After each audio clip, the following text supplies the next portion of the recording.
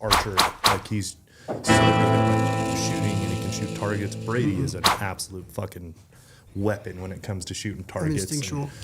Yeah, I can't do that. Like for whatever reason, I get behind a bow or a gun and I'm at a target and I'm just so loose and like so many thoughts going on and paying attention to too many different things. You put an animal in front of me, it's like total blackout. I literally can't even tell you what I did or how the shot went, but 99 times out of 100, it's like, it's a good shot, you know? Yeah. Like it's a kill shot.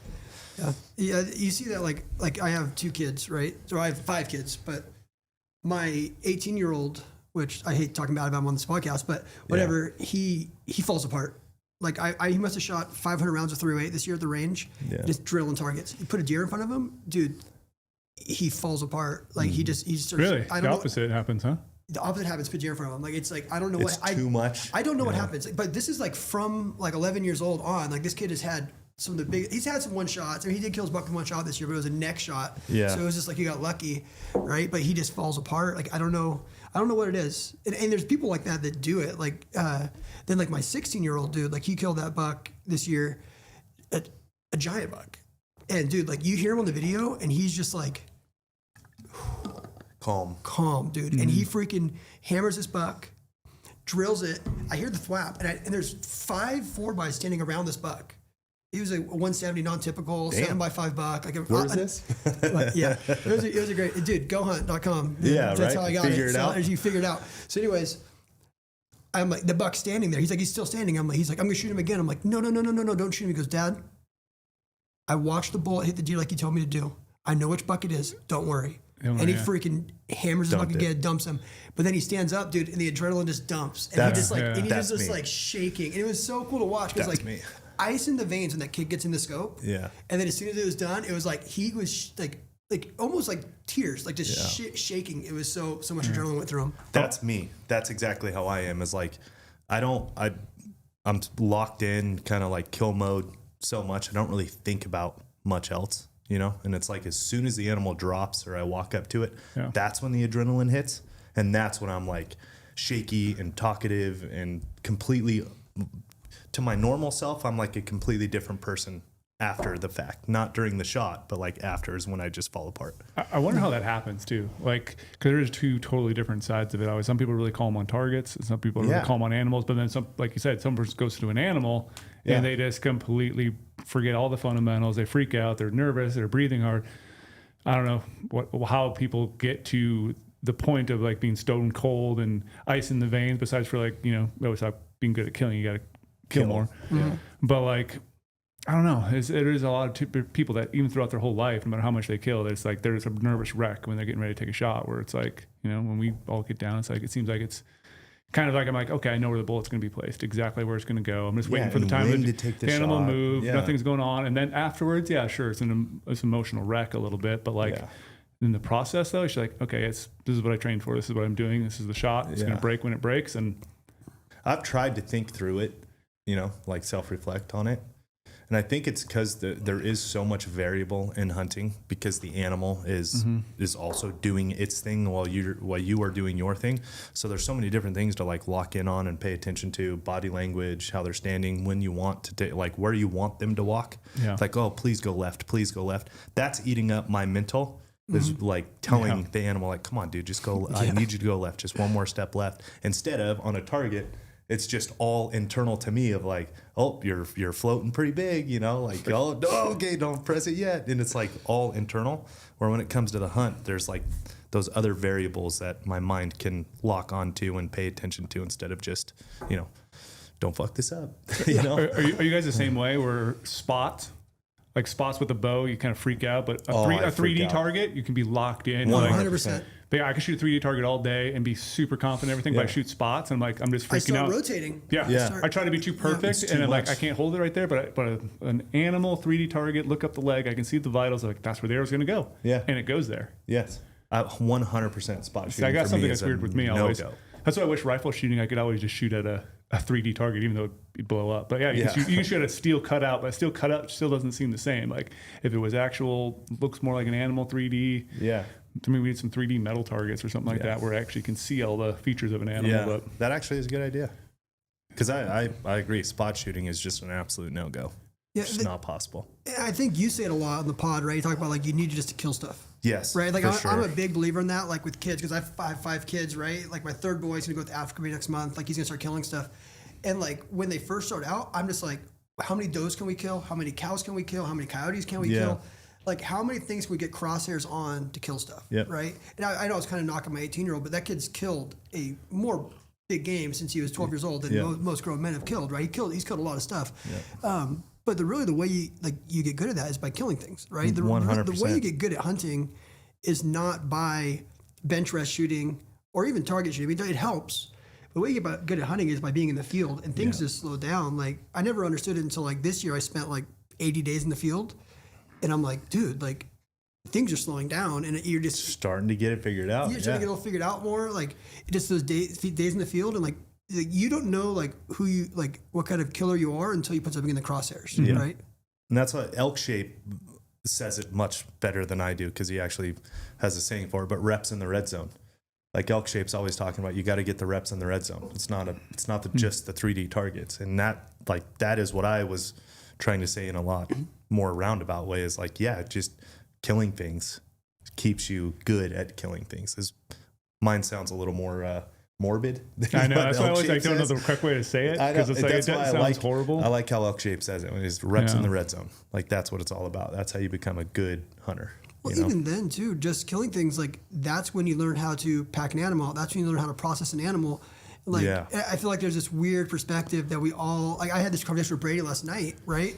Like there's certain hunters that are just way better hunters than me, right? Like it's like that's like saying like I can throw a football, but I'm not Tom Brady. Well, I go hunting and I love hunting as much as Brady does, but I'm not Brady Miller, or I'm not Brian Barney or Ryan Lampers. Like these guys are just next level killers, right? But like you have to get out there and have those reps out there and experience it to grow, to really become a better hunter. And for sure, big believer in it. For sure.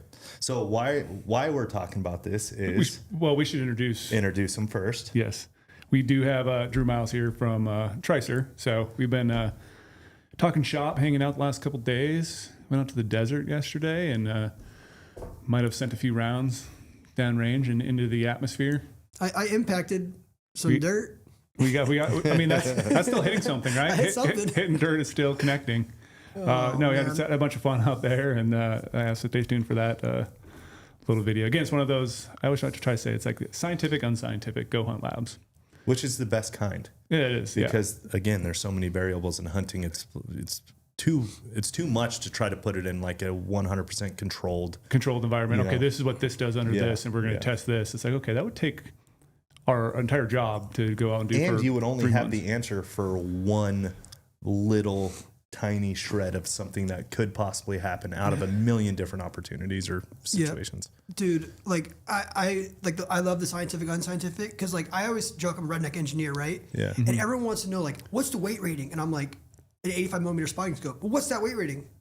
It'll handle it up to 85 millimeter spotting scope, right? Or like my new tripod is 135 pound weight rating. Why do you need to know that? Like who's carrying, other than Brady, who's carrying that gun around? Like it'll handle any rifle. Brady. My gun is like 2 pounds under that. But it's actually I used his gun for the testing. But like that's kind of how I am, right? Like we talked about that. I'm very simple. Like yes, it will work. It will do. Like our BP pan has a 15 pound rating, so it'll handle any optic. That's what I tell people. Like, what does that mean? It literally means any optic from a Cow Highlander down to your 8 by 32 Swarovskis. It'll handle it, right?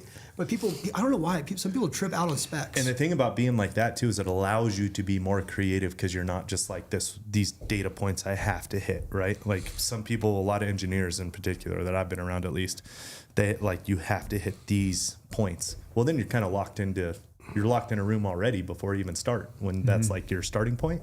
Where if you just look at it from a whole and be like, it's good enough for anything, and now it leaves all the room for creativity. You know what I mean? It's a good way to look at it. It's just hard to like, everything I do comes from a hunting perspective, right? Like this new bipod's from a hunting perspective, not a shooting perspective. My tripods are made from a hunting perspective, and like that's why I feel like we've been so successful, because so much of this stuff is created in a lab, not the field. Yeah. Right. And like you just can't, like I said, those reps in the field, the reps in the red zone. That's how you create products. And like it's just so silly to me. Like, I have a 37 pound rating on this tripod. And I'm thinking to myself like, what do I have that weighs that much more? I'm ever going to put it on this 100%. tripod, right? Yes. You know what I mean? So Yes. Yeah, you're creating products basically from experiences in the field. And that's what's cool. Not like you're saying lab numbers and all this stuff that means nothing to most people. But Yeah. I mean, So let's talk about yesterday. How'd yesterday go? I went 2 for 5. Okay. I think that the bipod performed flawlessly. We shot from 5 different positions. Yep. And the bipod was able to handle every single position easily, from kneeling to prone off of rocks to sitting. And I just screwed the pooch on my shooting skills. But I was like touching the target. I was trying to hold wind and I shouldn't have. I just didn't get the camera on me. There's like a speed factor involved. So I think I was definitely the fastest every time. You were the fastest for sure getting shot off. But target acquisition, like that's what was also a factor of this too. Is like, okay, the target's whatever it was, a 12 by 12 plate steel. I don't think I actually mentioned that in the video, so probably get hate from it, whatever. But 12 by 12 plate of steel we're aiming at, and it was whatever the distance was, almost, was it 4 something? 325 and 540. The longest target was like 540 yesterday. Yeah, the 540 was a Did you shoot it too? No, it was just you were range master coach. Yeah. Just giving guys the rules. So who else shot? So Drew, Mark Livesey. Yep. And then Omar, young buck. What did they go? Mark, he cleaned house. He never missed a target. Good for him. And so we tried to figure out again, we usually make up rules on the fly. Of course. Why would you? So like we probably should have had a better way to do these rules, and like, but he never missed, and Omar missed 2 targets. So instantly towards the end, like, it's like, okay, if, Mark, all he has to do is hit the target. It doesn't matter how long it takes. We had tried to do a time aspect as well. So all Mark had to do is hit it. So he like acquired the target at long distance, got settled, got dialed in, and then touched off a good shot. Because if he would have missed, it would have opened the door up for Omar. Yeah, it would open the door. So all you had to do is hit. It didn't matter the time thing. But if Omar would have been closer, and then the time thing would have came into play, it would have been maybe a little more fun. Because like, okay, you have to hit, but then if you take 5 minutes, now Omar knows he could shoot it in 4 minutes and potentially get it. So he definitely should have like put a stop time. Yeah, or like an out of thin air new rule on Mark's targets died of old age yesterday. All right, I'll just put it that way. Multiple times, like, dude, if that was a bear, that's gone. If that was an elk, he's gone, long gone. And he's like, no, I'm just gonna take my time, get settled. But then the funny thing was too is like this is all, like I said, shot acquisition, but then laying down and trying to utilize products. And like, it wasn't just to, we're not trying to sell a bunch of stuff by these videos, but like we're trying to use the product right here in front of us. And I thought it was really cool that Omar, he's not a very experienced rifle guy. He's only rifle hunted with me twice now. Yeah, that's it. Spring bear hunting. Yeah. And, he's obviously never used your bipod before. But you can see after like course number 2, even on 3, he was well versed on it already. It's like that easy to use for someone in those hunting situations, which was a testament to a good piece of product that solves shooting in weird issues in the weird situations in the field, but he's comfortable behind it already. Just that quick. And obviously, if he had more experience behind it, he's going to be dialed for hunting season. But like he has a tool that can do so many different shooting situations, which is fun. Because one of those times we were kicking the left bipod leg all the way up, the right one was like 2 legs down, like on a rock, on a rock, trying to lay down prone and try to shoot, and then shooting like kneeling and sitting up, like all these situations where we don't practice them that often. Like Omar made the thing too. Like every time we go to the range, we do shoot prone a lot. Working on fundamentals, but it's good every now and then to do something like this, or absolutely, do the most important style of practice for sure is the random stuff. Like it's great if you can lay down every single time in the field, but it's just not. It's not the reality. My kid's first deer, I always use this example. He shot it like 330 yards, laying prone downhill on a rock on an ant pile. And we're getting bit by ants the whole time. Oh, yeah. I'm like, you can't replicate this. No, you can't. Like I had welts, like fire ants, you know what I mean? Yeah. And that happens on hunt. And we were even laying down, we were talking about the cactus everywhere. Yeah. Like shooting in the desert is, you have to watch out every time you lay down. Even though you want to drop down and kill that animal. You have to look you have to look first. Yeah. And if you do look, there's still something that's going to stab you in the desert all the time. Yeah, we're no strangers to that. Like you've got to look before you lay down or put your hand down. It's just when you hunt down here, that's what you have to do. And it was just funny because Mark said he gets a lot of shit for like, I don't know, maybe missing sometimes, but it's like, dude, you cleaned the course. Yeah. I mean, like it wasn't like totally challenging shots, but there were some challenging stuff. Like some of the targets were very hidden, or like the way we positioned it, where there's just brush in the way and a bunch of just nasty desert trees all over the place. Like should have time capped him. I know he got too comfortable, and I think I felt bad too because I shot my rifle that morning, and like really dialed it in again. Like it was dialed before, but like made sure it was dialed, threw a suppressor on there, which I already got a bunch of funny comments on the internet because everyone knows I hate suppressors. They're like, why are you shooting with suppressors? This feels really weird. It's like, this is my training gun. Yeah, I haven't put it on a 30 cal, and I don't think I ever will put it on 30 cal. If you didn't have it on there, somebody would have something to say too. Yeah, so it goes on the internet. But yeah, Brady and I were talking about the. Speaking of that, Brady and I were talking earlier this morning when he was telling me about the course and, you know, the 2 for 5 for you. Yeah. I'm trying to say that in a you can say it doesn't matter. I freaking crap the bed, and I feel like I'm such a better shot. It's like you get a camera. I don't know what happened. Yeah. Well, I just crap the bed. What's interesting about that is, like being a founder-led business, right? Your entrepreneurial founder-led business. UltraView, we were talking about that in the same thread that I'll get into here in a moment. But like, yeah, you're the official sponsor of NRL, correct? Tripods, yeah. Yeah, tripods. And, you make shooting accessories, all this stuff. And to the general public, it's almost like, oh, they're expecting you to be as the founder, right? Like, oh, you're the best shot. You need to be the best shot in the world. Where it's, no, you're an entrepreneurial founder. Your time is spent building product and solving problems and not shooting, right? Yeah. It's like we were talking about UltraView earlier. We love those guys, Colby, and he's done an incredible job with that business. He's a founder-led business from Target Archer to, Crispy's involved in the hunting side, and they're making some of the most innovative archery products out there in the field. We caught up with them at Western Hunter, and their marketing side and all this is now Colby's going to the road to 300, like getting back to shooting 300 rounds of what is that, like Vegas face or Vegas face? Yeah, 30 arrows for score. Yeah, so 10. So it's basically cleaning it, getting X's perfect all the way through. It's like, why? The guy, that's not his time. His time, he's the founder of UltraView. His time is spent running the company, making decisions for the company, the vision of the path forward, like all this designing stuff, cool things and figuring out designing solutions. Cool things and solving problems. His job isn't shooting, but it's almost expected. Like, oh, Colby should be a clean house shooter. It's kind of a weird when you're a founder-led business. Not to compare myself in any way, shape, or form to you or Colby, but it's like, being a founder-led business, it's weird. Oh, you must just hunt constantly. Yeah.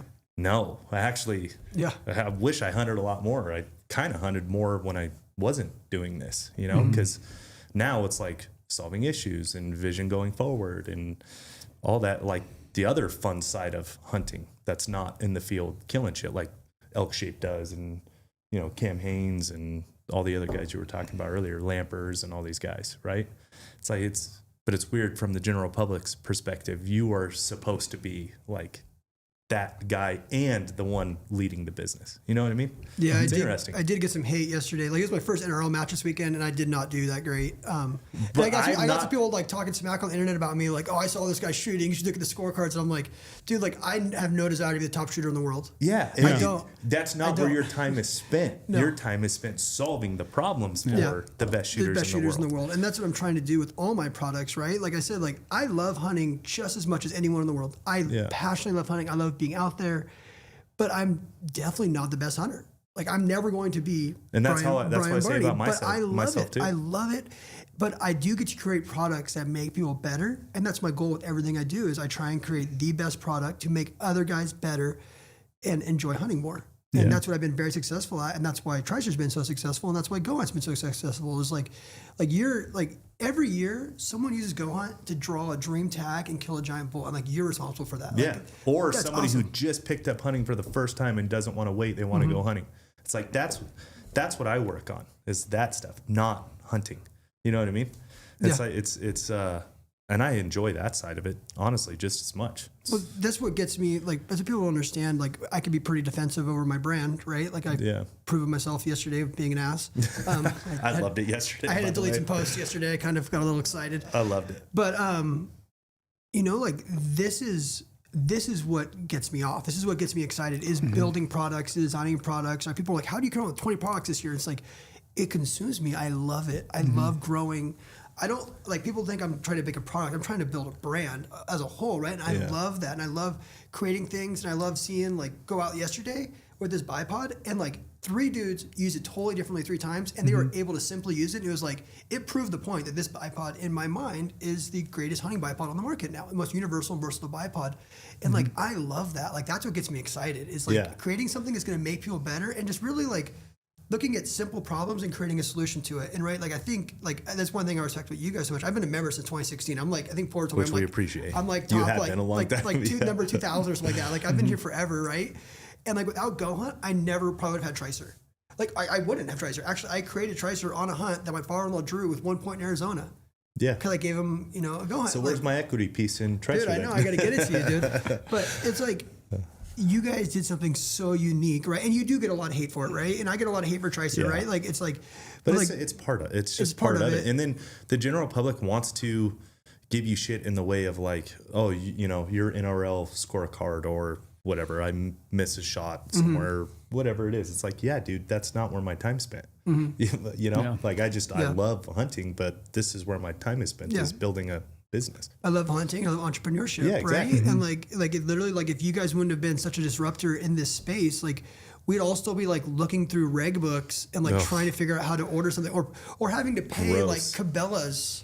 You have to run your stuff for you. Pay Cabela's thousands of dollars. Like who could do that? Who could afford that? Like, I agree. Dude, like when I first started working, like it was a stretch to be able to buy my tags. But then the other side of that though too is like Brady's a good example. I'm a good example. We enjoy doing it ourselves.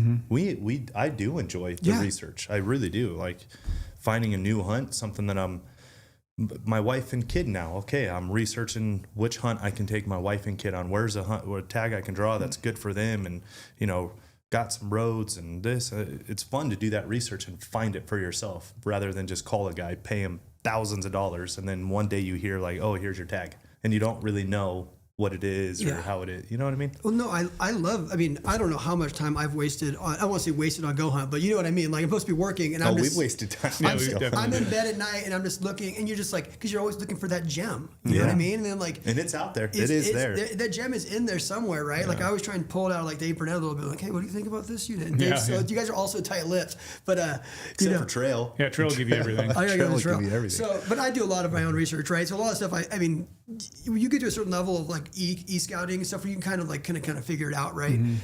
Which we can actually talk about some of my decisions with GOHUNT this year. I made some bad choices too using GOHUNT this year. Which were?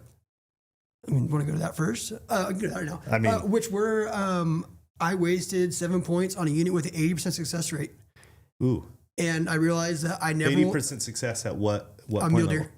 At 0 point level, 80% success? No, 7 points, 80% success rate of kill rate, harvest rate. Got it. And I will never again draw a tag like that because it was, yes, we killed 3 deer in 3 days, but it was not the hunt I wanted. Yeah. Right? Like for some reason I was thinking like, oh, I want to use, if I have these points, I want to kill a deer. And it was like, there were so many people. Yeah. There's a reason why. It was a corridor unit, flat. And I was like, oh, I will never again. Like, I don't know what my threshold is. It might be like 30%, but I don't want to go higher than that. Because I know if I'm going higher than 30%, it's too easy of a unit to hunt. Yeah. Right? Yeah. So like, you learn things like, it's just from using it. For sure. It was the first time I ever drew a tag like that. Maybe some antelope tags are drawn through you guys, right? But there's some things to look at. Like, it isn't just because a unit has a bunch of kills doesn't mean it's a unit you should draw. 100%. It could be a nightmare. And I never thought of that until this year. I was like, oh, we're going. Those data and trends, they are speaking to something going on. That's why when you start paying attention to them and you do the research, you start to realize like, okay, these data points and trends are telling a story. What is that story? Let's just finish it off here. Do some e-scouting and that's why, Yeah, I've even looked at some of this stuff too. That's what you're best at is on the elk side, since I have a lot of elk points, and because you like elk more than mule deer. Yeah, that's not true, but yes.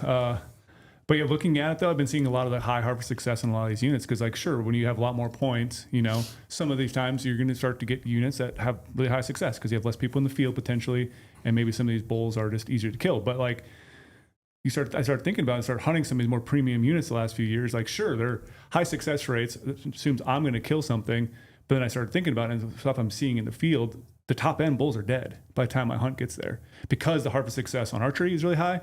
Muzzleloader is really high, early rifle stuff is really high. And by the time it gets to my season that I like, a late rifle in the snow, all my top end bulls are dead. Yes. Because of that harvest success. So high harvest success in that sense, on a trophy unit, it's actually not good because it's not allowing those big bulls to make it through to my hunt. So if I wanted to hunt some of those trophy units, I can't be going these late hunts in the snow. I have to start, doing it early. That's why I did the muzzleloader hunt a couple years ago. And that's where I saw a little bit better bull opportunity because the bulls weren't dead yet. But after you have a first rifle hunt and then you have another rifle hunt afterwards, your top end's kind of getting whacked. And sometimes too, those types of units, this is where some intel comes into play and kind of that back channel of trying to figure something out. But those higher point levels, a lot of the times too, somebody, spends 10, 12, 15 points to draw a tag. They are killing something before they leave. Oh yeah, they're just going to kill Whereas if you drew a tag at 2, 3, 4 points, you leave whatever. Yeah. But it's just that thing in your head where you're like, 15 years I've waited for this. You're not going home empty-handed. You might be shooting a raghorn the last day, which is going to score for harvest success, but you're not killing some of these other bulls that could grow. Exactly. That's what I've noticed too. The multiple years in a row like that, I'm like, they've definitely killed a lot of top end bulls off on some of these places. And you got to kind of think about that. Look at 3 years of harvest sets prior to it. Like, okay, how many big bulls did they really kill? Like, is it worth it though? End. Yeah. So I don't know. Yeah. Just things to consider. It's a double-edged sword though, because like I'm at a point now in my career where I'm getting pretty cocky. Like I know I'm going to find animals, right? So like I'll look and be like, oh, 12%, I can be that 12%. Yeah. Like I drew a tag this year. I won't say which state, but I was able to draw a muzzy tag somewhere for mule deer. And I'm like, oh, 10%, we got this. And yes, I was able to find deer, but it was in like, I spent 5 days and only found deer in one valley. Everywhere else I looked, it looked like prime mule deer country. I could not find a mule deer for the life of me. So yes, I did draw a tag, and but there was a reason why it was only 10%. It wasn't because everyone else sucks at hunting. It was because it was like, it's a really tough head. Yeah. You either find the spot or you don't. Well, and people don't see too, a lot of like you look at like San Diego where I'm from, we have like a 6% success rate. That also includes private land. Yeah. And we have like a 50,000 acre private hunting club in San Diego, which harvests like half of the deer we kill in San Diego a year. So like, you got to look at that stuff too. Like some of those units, I assume like Colorado stuff, they're also including the unit stuff that's on private as well, right? Yeah. Am I wrong? Yeah. No, that's so true. You got to look at that too when you're looking at it's not necessarily all just like, oh, public land's 30%. Well, it could be public land could be 5%, and 25% of it could have came from private. That's private ranch or whatever. That's what'd be really cool if states could break it out that way. And the harvest report was it a private kill, and like not to like, alienate the private land hunters from the public land hunters, but just to show that this unit is actually really tough on public. Yeah, private guys are killing. That's why some of those stats might be skewed towards the higher side because the private guys just kill a lot, especially later season hunts where you're things asking are the moving state down. government to do a lot more work, though. And I know, right? Don't see that happen. One little field on your mandatory harvest success. Private land kill, not, and then you can report private land harvest or public land harvest. It doesn't seem like it should be that bad, but yeah, Montana doesn't even tell you if you kill it anyway. Correct. Give your harvest report. Yeah, so more work. We're still living in the Stone Age in some states. On another note on that, like you talked about being that 10 to 12 point range and wanting to kill something, I'm pretty much there. I'm in no man's land for like almost every state now, right? And then everything's creeping on me, and I wish I wasn't. Like I'm so over having points. Like I wish.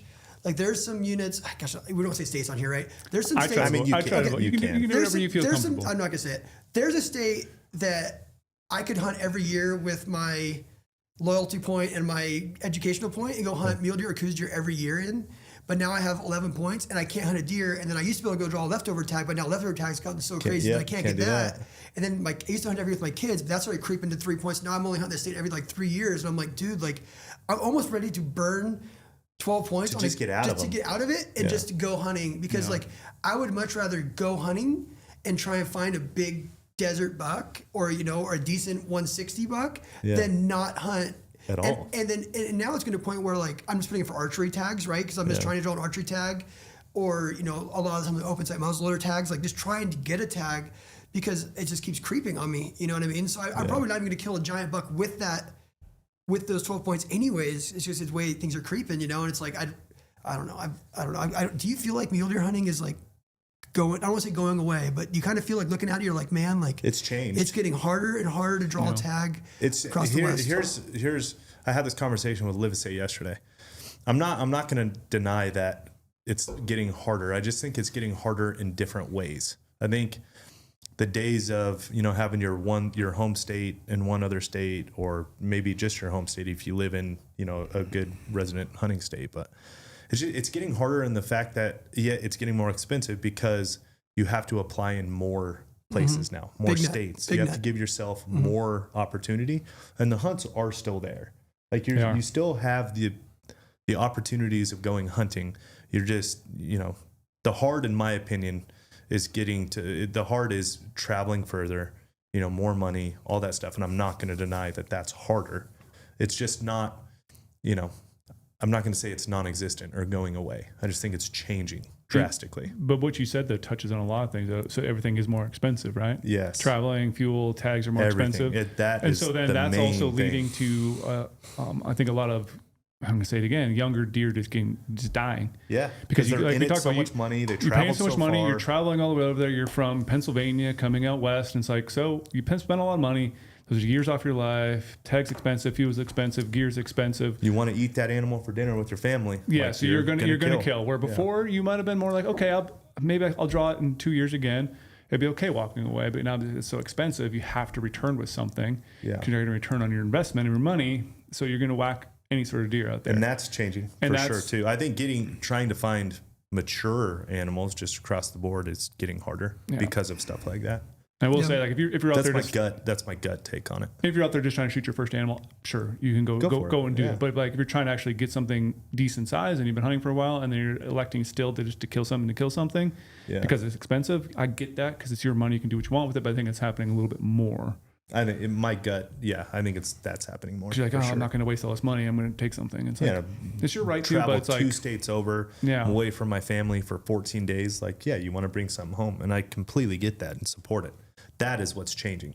That's why I say it's changing. I don't think it's going away though. You know what I mean? It is getting harder though, man. Like, and I do. There is a double-edged sword too, because like my family, we only eat wild game pretty much, right? Like, I love having that meat in the fridge. So you do want to kill an animal, but you don't want to kill a big animal, right?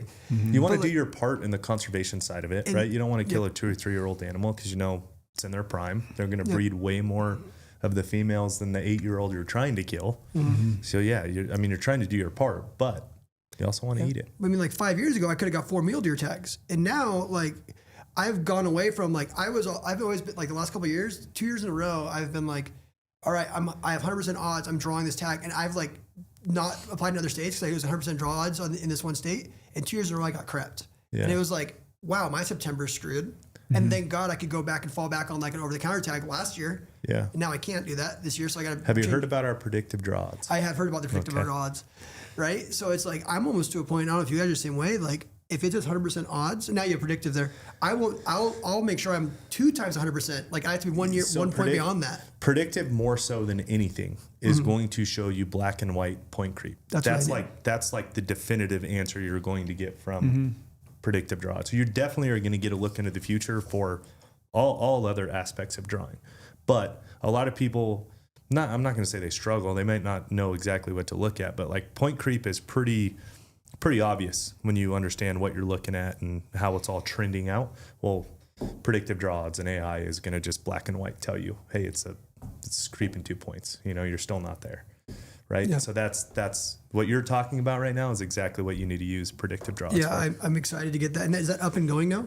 Yeah. Mm-hmm. Yeah, I'm excited to get in there and look at that because it's frustrating, and you look at it and you're just like, man, I'm never going to draw a tag. That's why last year I just burnt 7 points on a 5-point unit because I was like, I just want to go hunting with my kid. My kid's going off to college. I want to have one last hunt with him before he goes away for 6 years. You know what I mean? One more hunt with him, not last. Don't use the one last more word. hunt. One more hunt with him. But it was like, for a while, like he's going to move to Oregon, so I'm kind of stoked on that because I build. It's what we should talk about kid points. Oregon's a phenomenal kid points that you can build max. Tons. You can build full points for like $15 in Oregon for your kids, and they take way better care of youth than they do non-residents. Yeah, they love youth. So I'm like, man, he's got like 9 points across the board now in Oregon. I'm like, dude, like you're gonna be a resident. Like we could probably get some dope tags, I imagine, up there. But yeah, it was like I didn't want to take the risk of not getting a tag, right? Yeah. And it's just so I went and drew a tag I knew I could draw, so I can go home with him. Is he going to University of Oregon?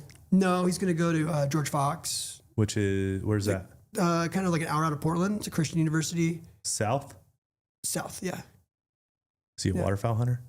There's a bunch of waterfowl up there. It'd be cool. Is he a waterfowl hunter? He hunts waterfowl with me. Okay. Yeah, he'd do it. All right. The problem is you can't have. He's in a good spot. For that, I have a lot of. I'll talk to him about that. I have a lot of friends up there, so I got to find somebody who will like store guns for him because you can't have a gun store on campus. So I got to figure that out. Like, how are we going to store weapons up there for him? Times have changed. We could. Yeah, I was bringing mine into the dorm. There's a gun locker in University of Montana down below in most of all of the dorm rooms. Yeah, you can store your guns, check it out. Coming in every day. Just walk it right into the dorms. No big deal. I had my full arsenal down there. I had like 4 different rifles and like shotguns, and it was awesome. great times back in the day in college. It is cool because like I do feel like, I mean, I've definitely created killers, right? And they love hunting. But like this is the first time, like he's in Hawaii right now. He's doing mission stuff for Christians. He's doing YWAM, so Youth with a Mission. So he's in 3 months on Kona, and then he's gonna do 3 months in like Kazakhstan. Good for him. It's awesome. But like he stumbled onto like a ton of goats on public. So he's like getting his hunting license. He's borrowing. They're gonna go to smash some goats, and I'm like, oh, this is like cool to see it, right? Because I'm like, that's the thing you worry is like you can get him out there with you as long as you're doing all the work for him. You want him to want it though. I want him to want to do it, right? Like even though I still am, like I'm still paying for his points because like I don't want him to lose. Is like he's not gonna go and spend $350 on Arizona right now. So he just lose his loyalty. So I'm just gonna keep building points for him in these states, right? So it's a good dad. It's a good dad, right? Like I just know that eventually, even though you might go to school for 6 years, you might come back and have 18 points and do some dope hunts in the 2030s or something, you know. But it is kind of cool to see him like starting to do it on his own and like want to go out and get a gun. And we asked, I don't know, he might be able to have the bow in his locker. He might be able to have the bow in his bedroom. I don't know. And people are so weird now. Even a Christian, Oregon in general. Yeah, so we got to figure it out. There's some guys over there I might be able to get with and be like, hey, can my kid keep a gun at your house? And can he keep a bow at your house? Just grab it and go. So there's some few people we know over there. Yeah, times have changed though, man. I remember walking into the dorms just loaded. Yeah. Loaded to the gills, walking right through. I can't remember how I did it though, like check out stuff. I can't remember either. Did I do it like super early in the morning? I think there was always someone downstairs at most of these dorm rooms, like 24/7. Like, but yeah, I just remember grabbing it and having them put them back all the way all the time, great. And cooking ducks in the parking lot. All the fun stuff. Yeah, I've plucked quite a few ducks in the parking lot of. God, what dorm was I in? I was an Aber most of the time. I wasn't a neighbor. I can't remember my dorm. I was on the dungeon floor too. It's great during the winter. 6 inches of snow and I'm in the dungeon. My window was only 8 inches tall.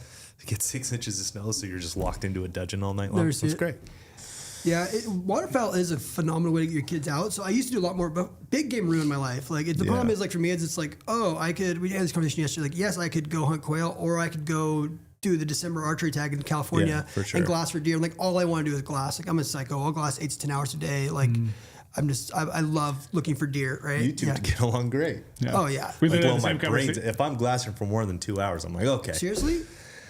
Yeah, I mean, I enjoy it. Don't get me wrong, and I'm being a little dramatic there, but because I enjoy it. I enjoy the look for the animal I want to try to dig one up. I get that. I love sitting by binos. I do like to move. Like if I'm sitting down glassing for 2 hours, I'm definitely going to move for a different vantage point. That's why you're an elk definitely hunter. going to move. You can move. You're an archery elk hunter. You can move Exactly. 20 yards and get a different vantage point. That's my thing. It's like I love like I want to find a knob that I can 360 on and just kind of move it and get it. I can glass it all day. I carry my new thing this year because it was just so many hunts were so hot.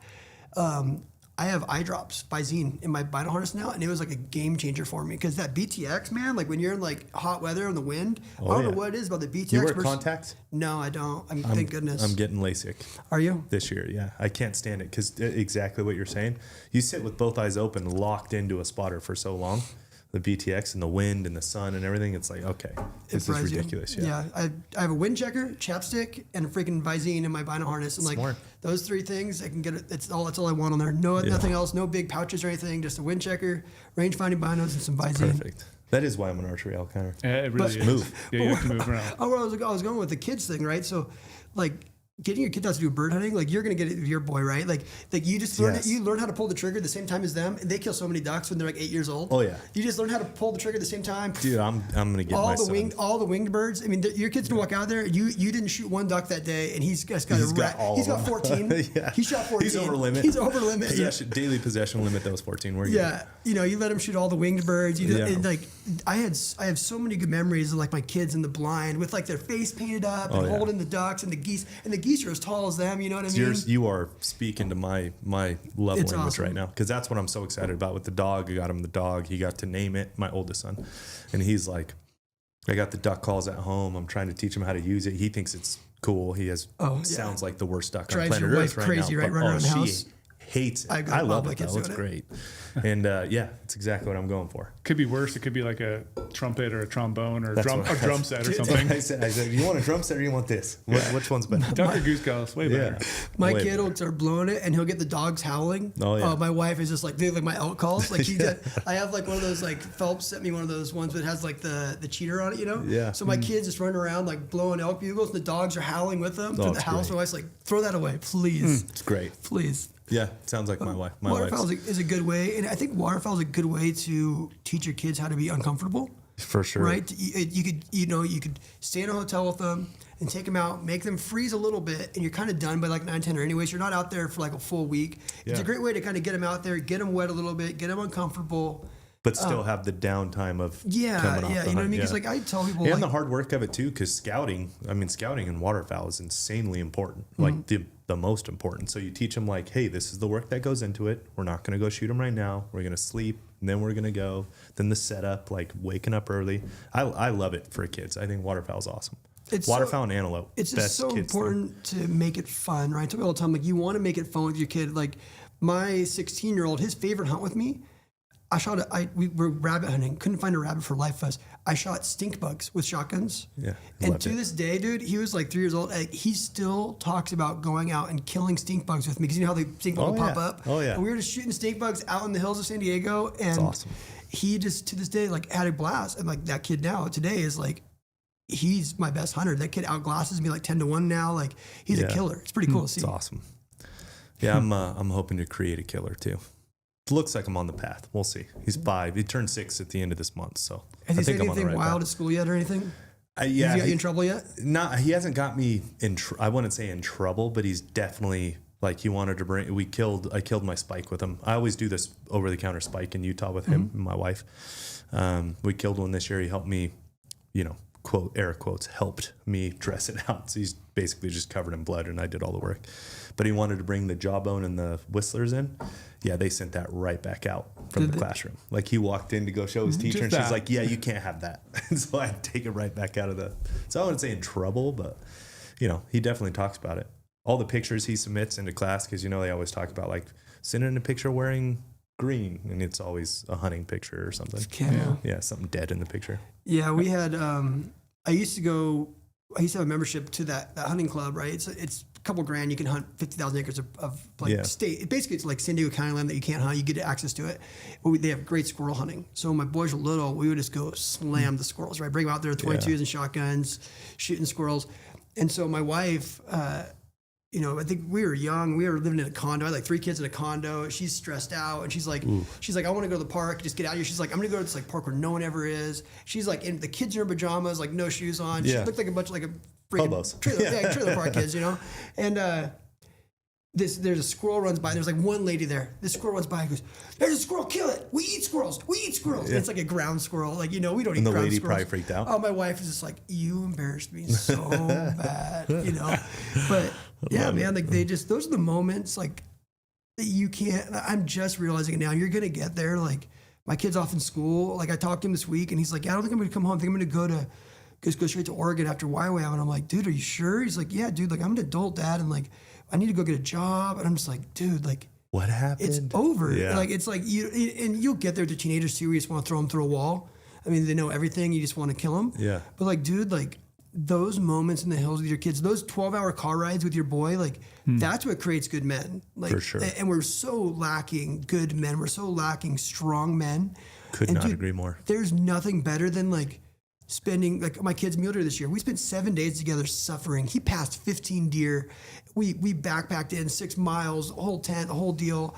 And he passed all these deer, and then he finally kills this buck, and then we packed this buck out together. Like, that's like, I don't cry. Like, that was one of the times, like, I'm on camera and I'm talking, I'm start choking up, and I'm like, dude, like, just like him, like saying, like, "Don't worry, Dad, I got it." Like, that was like, dude, like, I'm getting choked up talking to you guys right now. Like, dude, I'm making it work. cherish it, dude. Like, For sure. the hunting is, and it's so crazy how, like, in California at my church, I'm like the hunter, right? Like, it's so lacking, but we were designed to do it. And when you do it with your boy and you get out there with them and you have those experiences, like, you create men. That's our goal, is to create men, not these feminist it's the things. type 2 memories, the real ingrained deep memories.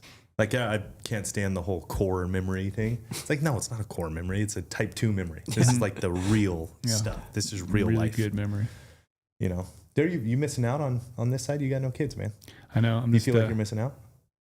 No, no, probably not. I'm good. I'll just live vicariously with you guys.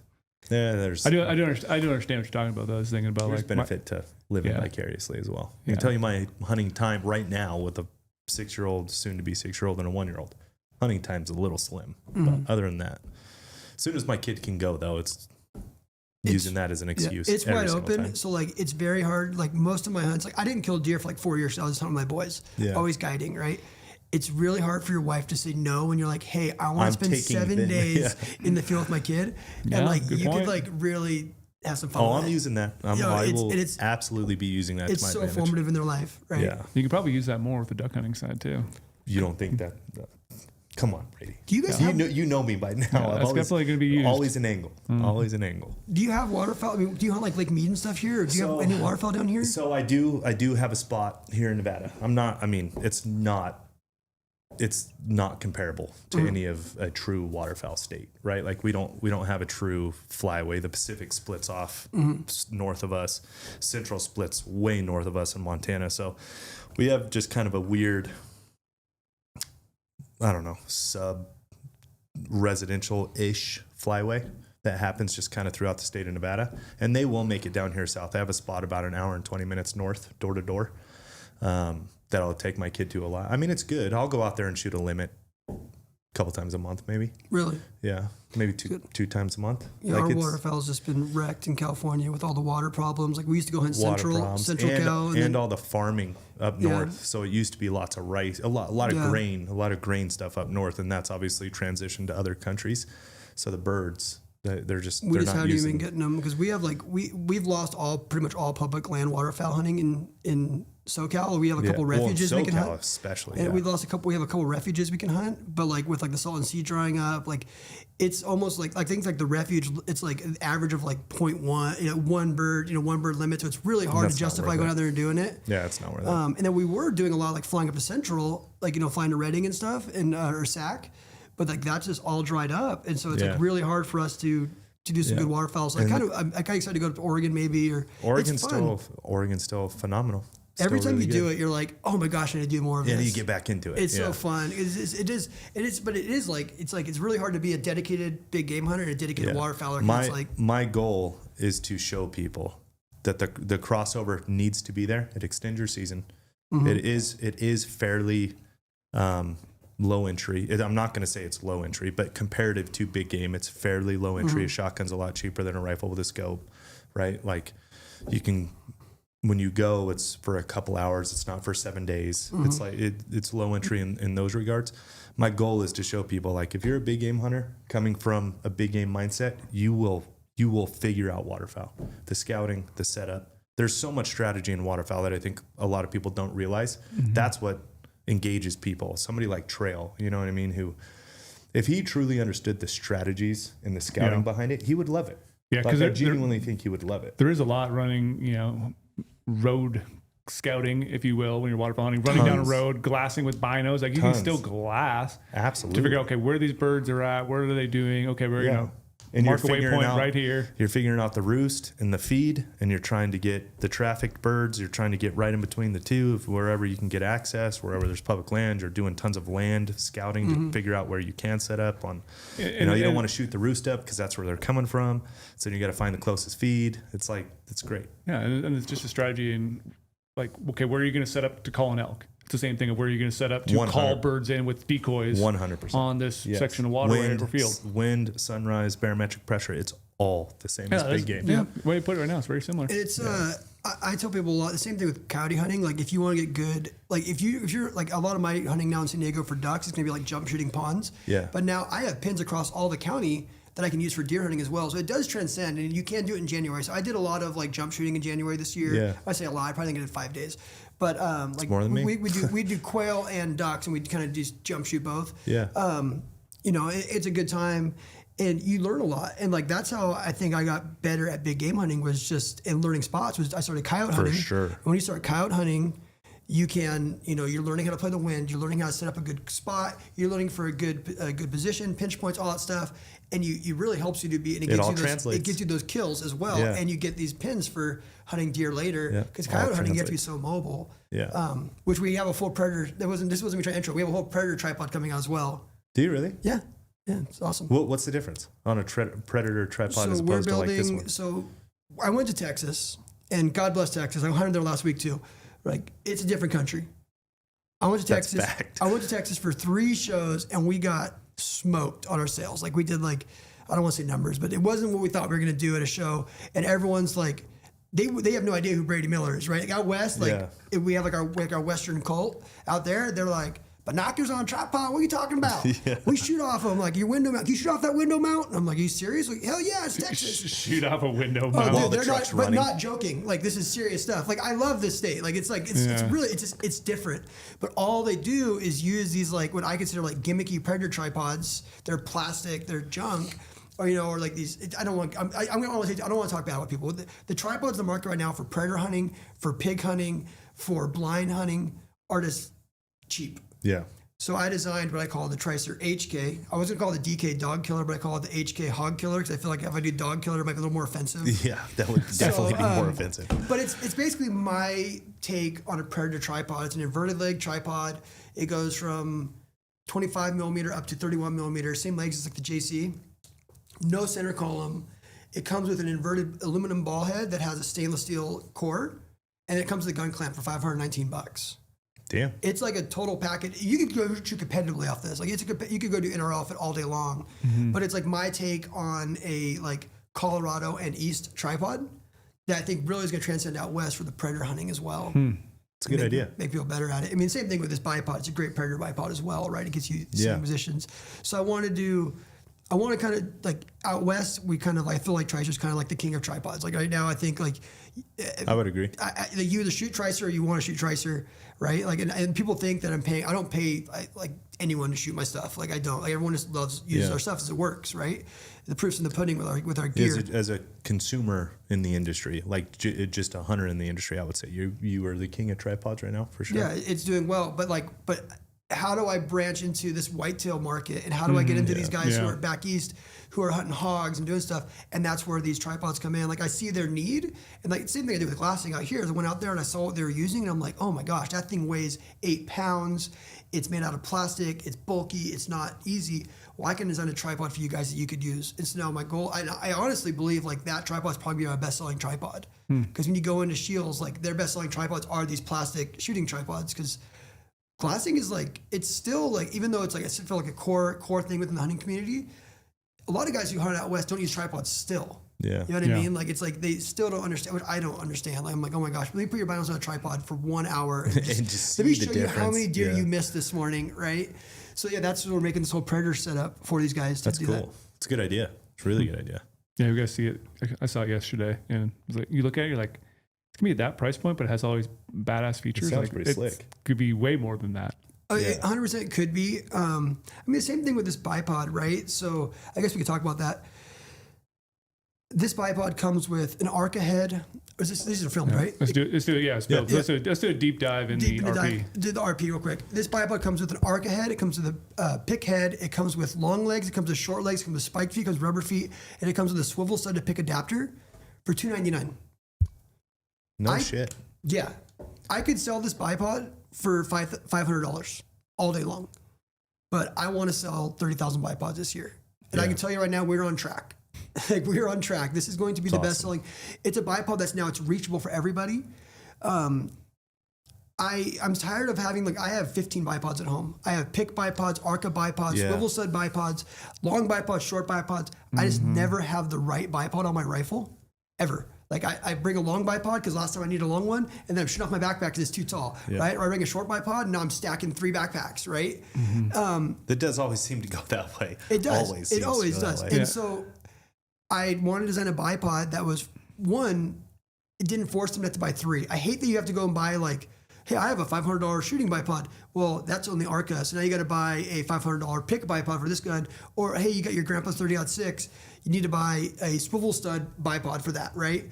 I want to put everything in one kit, so it's like a one-stop shop. I'm not a big fan of, that's why I'm such a big ARCA proponent, right? Like making everything ARCA. I hate proprietary stuff. I hate making something that's like, oh yeah, buy my thing, you got to buy all my plates for it. Yeah, that's just silly. You know what I mean? Crazy. And I hate, like, I don't want to be like, oh yeah, buy my bipod. Then you can go buy $200 in adapters to make it work on all your rifles. Mm-hmm. This is one bipod in one kit that does everything. And it goes from 11 to 15 ounces depending on, so if you want to use short legs, put the short legs on, go shoot prone, and How tall, what's it go to on short legs? 6 to 12. Okay. And long legs are? 8 to 30. Damn. I'll never run the short legs, just to be completely honest. Yeah. I'll never run them. If you're going 8 to 30. I could go 8 and it's wide. I mean, if you look at it, it's like, you see how fast it is to use. It's super wide and stable. You can get behind it prone, and then you want to go like a little bit higher. Like yesterday we did that, and then we shot 540 yards uphill, right? Or, like I shot a buck at 420 this year, and I didn't, Shed Crazy did. And he did it like that and shot prone, right? Like I shot a deer off my knees this year off of it. I shot a buck on a hill. I was angled like this. I just came to the rifle level, shot the buck. I just wanted to create, like, this bipod was created from a hunting perspective, not a shooter's perspective. And I want people to understand that when I say, like, it's not a shooting bipod, yes, it is, but it's a hunting bipod first. It's designed for hunters. It's designed for hunters, right? And I feel like that's where the disconnect is in the hunting gear space, is like, they're designing shooting bipods and we're trying to make them work. And like the same thing with tripods, right? Like we were all using, like I'm looking at a tripod next to me and it's not on film. It has a pair of antlers. I say this all the time. It's got a pair of antlers on it.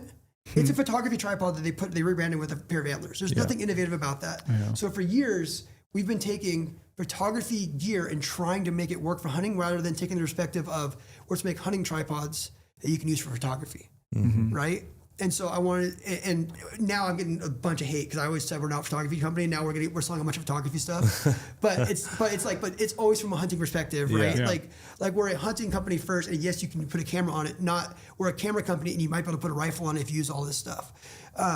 So this bipod was made from how can I fit every need I need in the field, which is like cross canyon shooting, canted hill shooting, uphill shooting. And that's what this addresses. And we proved it yesterday, or at least Mark Livesay proved it yesterday. That works really good. Yep. Mark proved it. Omar proved it. Drew crapped the bed. I think I just got too caught up in like wanting to show how fast I can do it. Like I was pulling the trigger in like 15 seconds. Yeah. Acquiring and firing, and I just messed up. But it's a hunting Bible for hunters, and like I am so confident. And people call me cocky, which is fine. Like call me cocky, call me arrogant. That this is the best hunting Bible on the market. I prefer confident. Confident, right? Yeah, I'm confident, and I can't. Like, I'm never going to go to design something and be like, yeah, you know what? I want to design like a product that sells a lot, but it's cheap.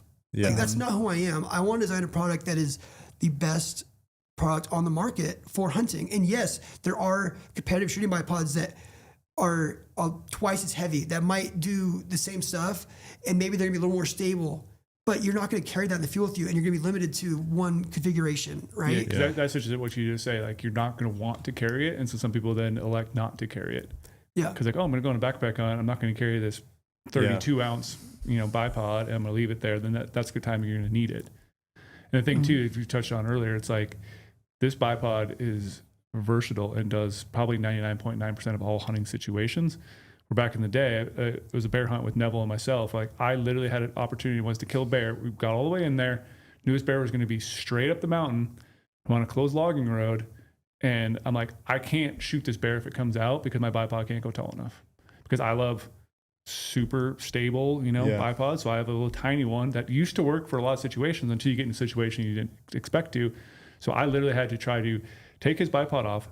Luckily, that's why we kind of have systems that work together. I had to put it on my gun for a little bit. Never shot off it before. Don't even know how it works.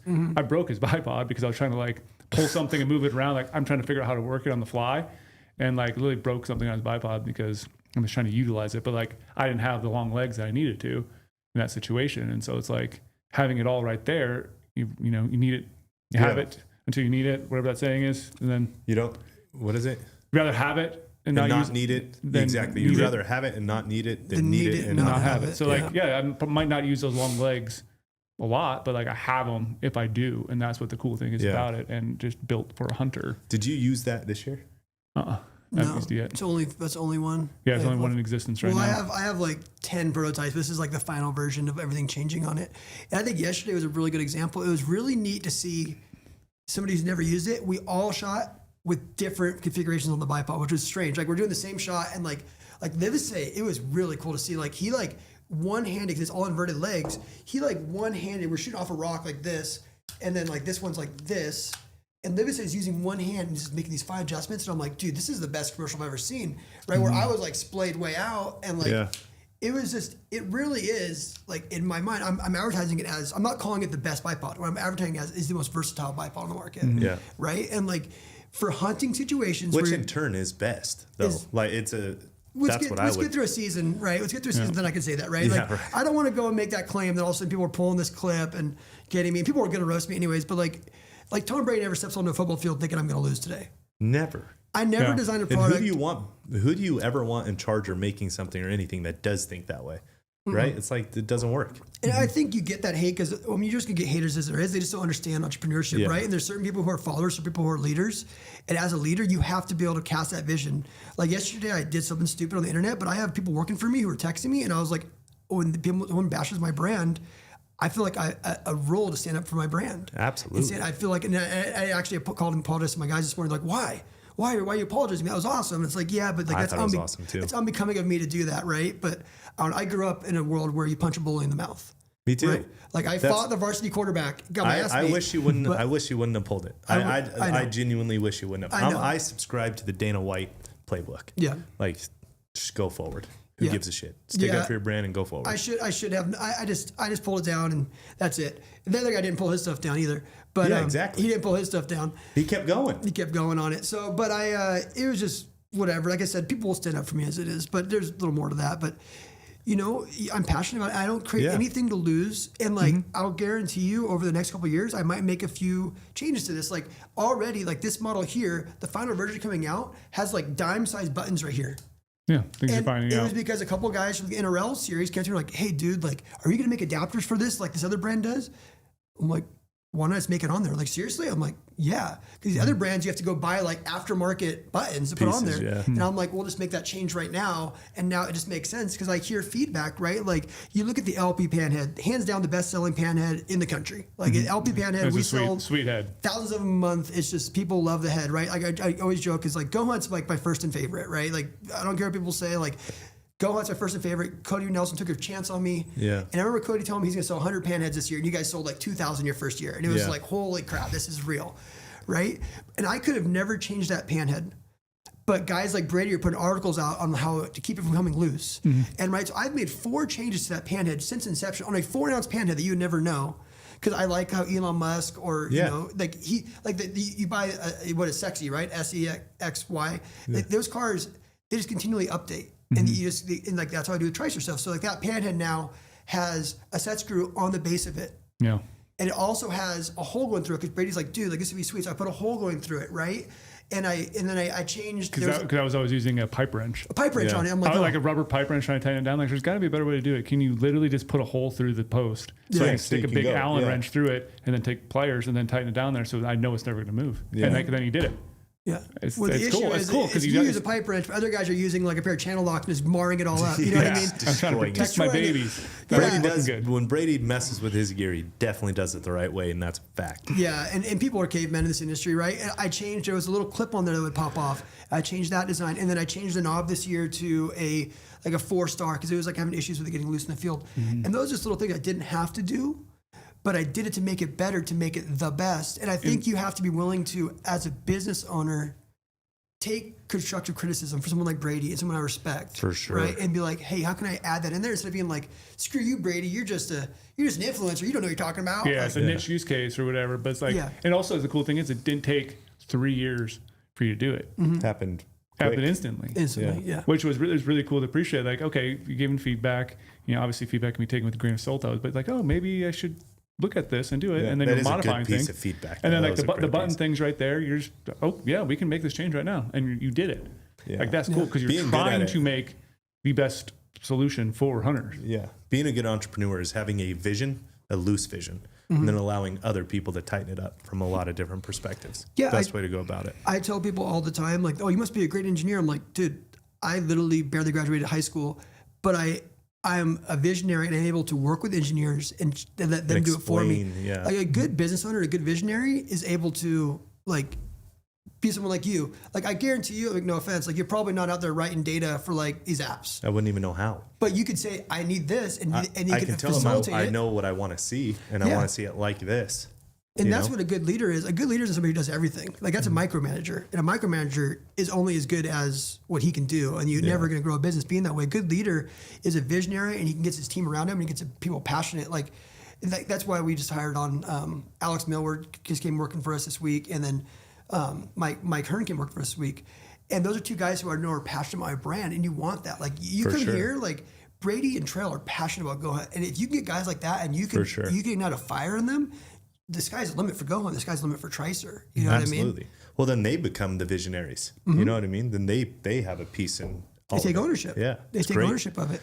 And so that's where I like to make changes to my stuff and to grow it because I feel like you constantly can make it better. And when you think you're the best, like I can look at some of my competition who just dumped on me when I first went into business.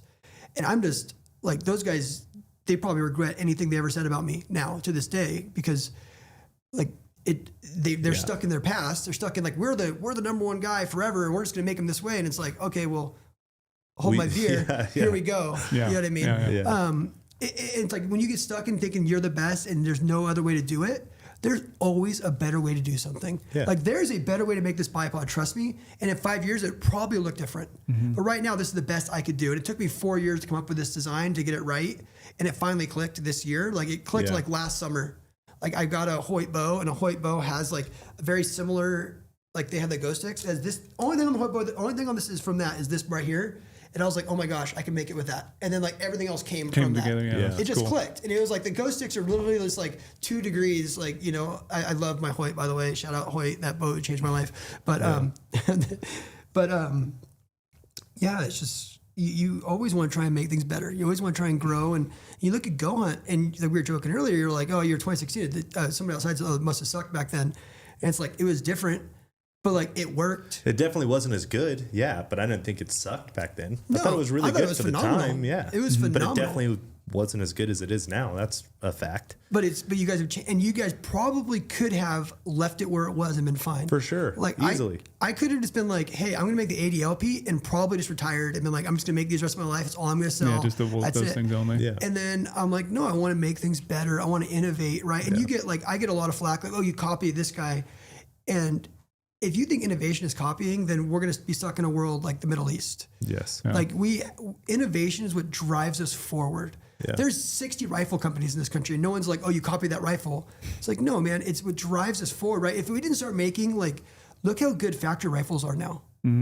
It's because we all started buying custom rifles. And now I would argue that, and I'm sorry to the rifle builders listening to this, you can go buy a $3,000 rifle. That's phenomenal. That's phenomenal. That shoots way better. That Browning yesterday. Shout out Browning. Like you can go buy a Browning and it will hold up. It'll Like hold up? no question. Yeah, look what It'll I've done hold with its look own. what I've done with mine over the last Yeah. It 10 plus holds years. its own, like without a doubt. You can't even argue it. It'll outshoot you. And you know, Yeah. but if it wasn't for Gunworks and these guys going out here and starting to do that, you never would have seen that, right? And like, yes, it might not be good for those guys, but now you're able to get a factory rifle. You can go get a Seekins rifle for $3,000, and it comes with a custom carbon barrel. It comes with a like all these guys come with chassis now, and they're mass producing it and making it at a price that's affordable for the average dude. I mean, affordable relative. I mean, but yeah, it's just it's that's what innovation is. And I mean, I think you guys have been like one thing I really respect about you is you're such a disruptor, right? Like you guys came into the mapping space and did so many things that I've been wanting for so long that never would have got done.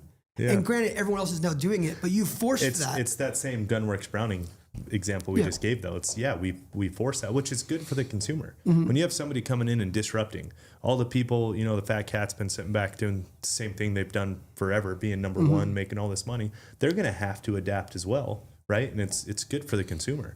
Now all the other companies are doing and honestly doing things that we're not doing, and we're doing some things that they're not doing. So there's option and there's Like people can pick and choose what they like, don't like. That's good. That's good for the industry. It's good for the consumer. We love it. It's fun to do that. And I have to jump in real quick. I don't want to disrupt the conversation, but you can use promo code podcast. Oh, when you sign up for an insider account. We're only 68 minutes in. We barely missed it. I was trying to find a little way to throw that in there. We're talking about listening to this predictive odds earlier. And you don't have a GOHUNT membership. Like they were telling me, you guys were telling me like January was a huge month for you guys. And you Massive, guys, you invited 4 friends. And I was like, I don't know 4 guys who don't have GOHUNT. Yeah. Like I can't believe there's people out there who don't have GOHUNT. If you don't have GOHUNT, like how are you even hunting? It will change your life. I draw tags every single year across the West in multiple states because of GOHUNT. Like I am so thankful to Lorenzo, so thankful to Porter and Brady for doing that. Like it literally, like if it wasn't for GOHUNT, I wouldn't have Tricer. Like I drew tags, I got out there, like get a GOHUNT membership. It's the best thing you'll do. It's the best money. Like you can't hunt. You can go buy a $5,000 rifle. It doesn't do you any good without tags. Like a freaking 100 with $149 a month. Yeah, $149 a year. Oh, $149 a year, dude. That's like $10.50 a month or something like that, or $12 a month. And like you will draw tags across the West. You will get more hunts. Get a freaking membership. It'll be good for your own state. I use it in my own state all the time. Yeah, that's what we try to tell people a lot. Like you can actually find lots of hidden gems in your home state that you think you might know everything, but and to that point, use promo code podcast for everything Drew just said. And what do they get for that, Brady? $50 back in the GOHUNT gear shop that you could turn around and buy some Tricer. Exactly. Dude, on pre-order right now in the GOHUNT gear shop. Exactly. That's what we're talking about. Promo code podcast. So yeah, I just want to throw that out there. I just want to throw that out there. Really quick. And by the way, that was one of the best promo cuts, I think. I think so. I think we have to make some out of that. I genuinely appreciate that because a lot of things we talk about all the time too is there's this home state syndrome where it's you know your home state. Your home state, sad to say it, and it's just a reality. It's changing. Everything's changing, and there are opportunities in your home state I guarantee you don't know about, and we try to talk about that all the time. 100%. And if I always bring it up too. If I had Insider when I lived in Montana, I would have hunted in completely different areas. I might not have been a waterfowl hunter if I had Insider. And if you think about that, like my biggest regret is some of the areas I did not hunt because I lived right where I could have done it, but I just didn't hunt there because I wanted a different opportunity. I wanted to bow hunt. I'm actually kind of thankful though, because then I became a sicko addict waterfowl hunter. So I'm kind of appreciative we didn't have GOHUNT back then because I would have never picked up waterfowl. But seriously, dude, it's only 10 years ago. We were still using magazines. I mean, think about like magazines where you get your stuff from. Like that's where you got your like. And the state proclamations and all. That's ridiculous. Crazy to think you're using a magazine. I mean, like magazines aren't even like. I get some from like NRA and stuff because I think I somehow get signed up for them. I have no idea how I got them, but like, can you imagine like if you didn't do this? Like this is such a common sense thing. Like GOHUNT is like so common sense. It's like one of those things you sit back. Like Tricer the same way. So people sit back like, oh my god, why didn't I think of making inverted leg tripods? Yeah, it just makes sense, right? GOHUNT just makes sense, and like for you guys to do it. Yeah. And then back in the day, too, you lose your magazine or it gets rained on or you actually throw it away.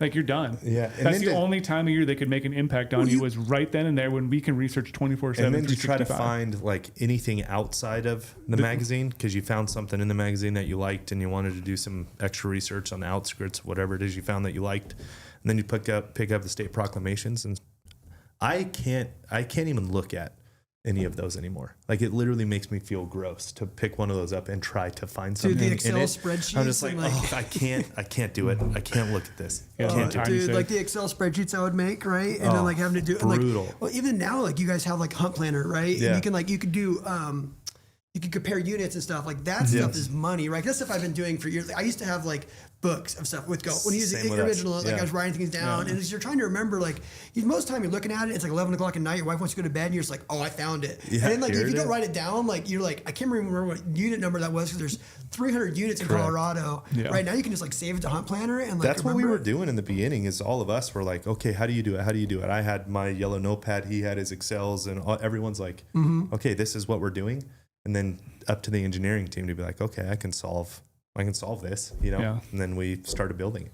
It's like the input of everyone's different visions and how they want to see it and look at it. That's why it's good. You know what I mean? Because it's innovation came from a lot of different perspectives. Innovation is so needed, and it's not copying. It's innovation, and like it's making something better. Whenever you can make something better, it's like I tell people all the time. Like people get upset. Like sometimes I'll make things, and I'm like, did you get upset when you go buy a brand new pair of wheels for your truck?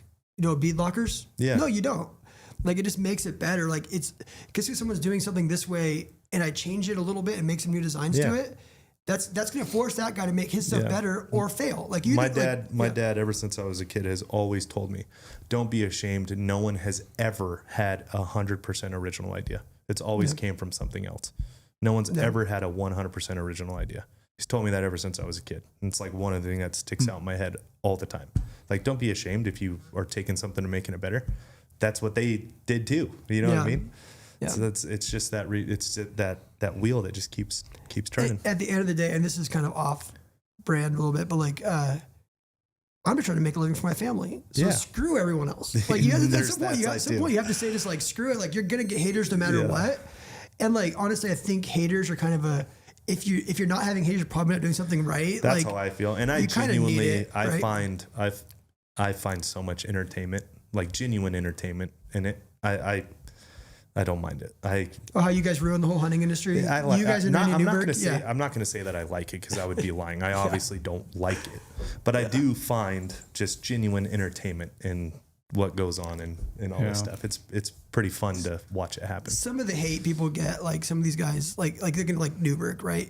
The most conservation focused, dude, the greatest man in our industry, and he single-handedly ruined Arizona.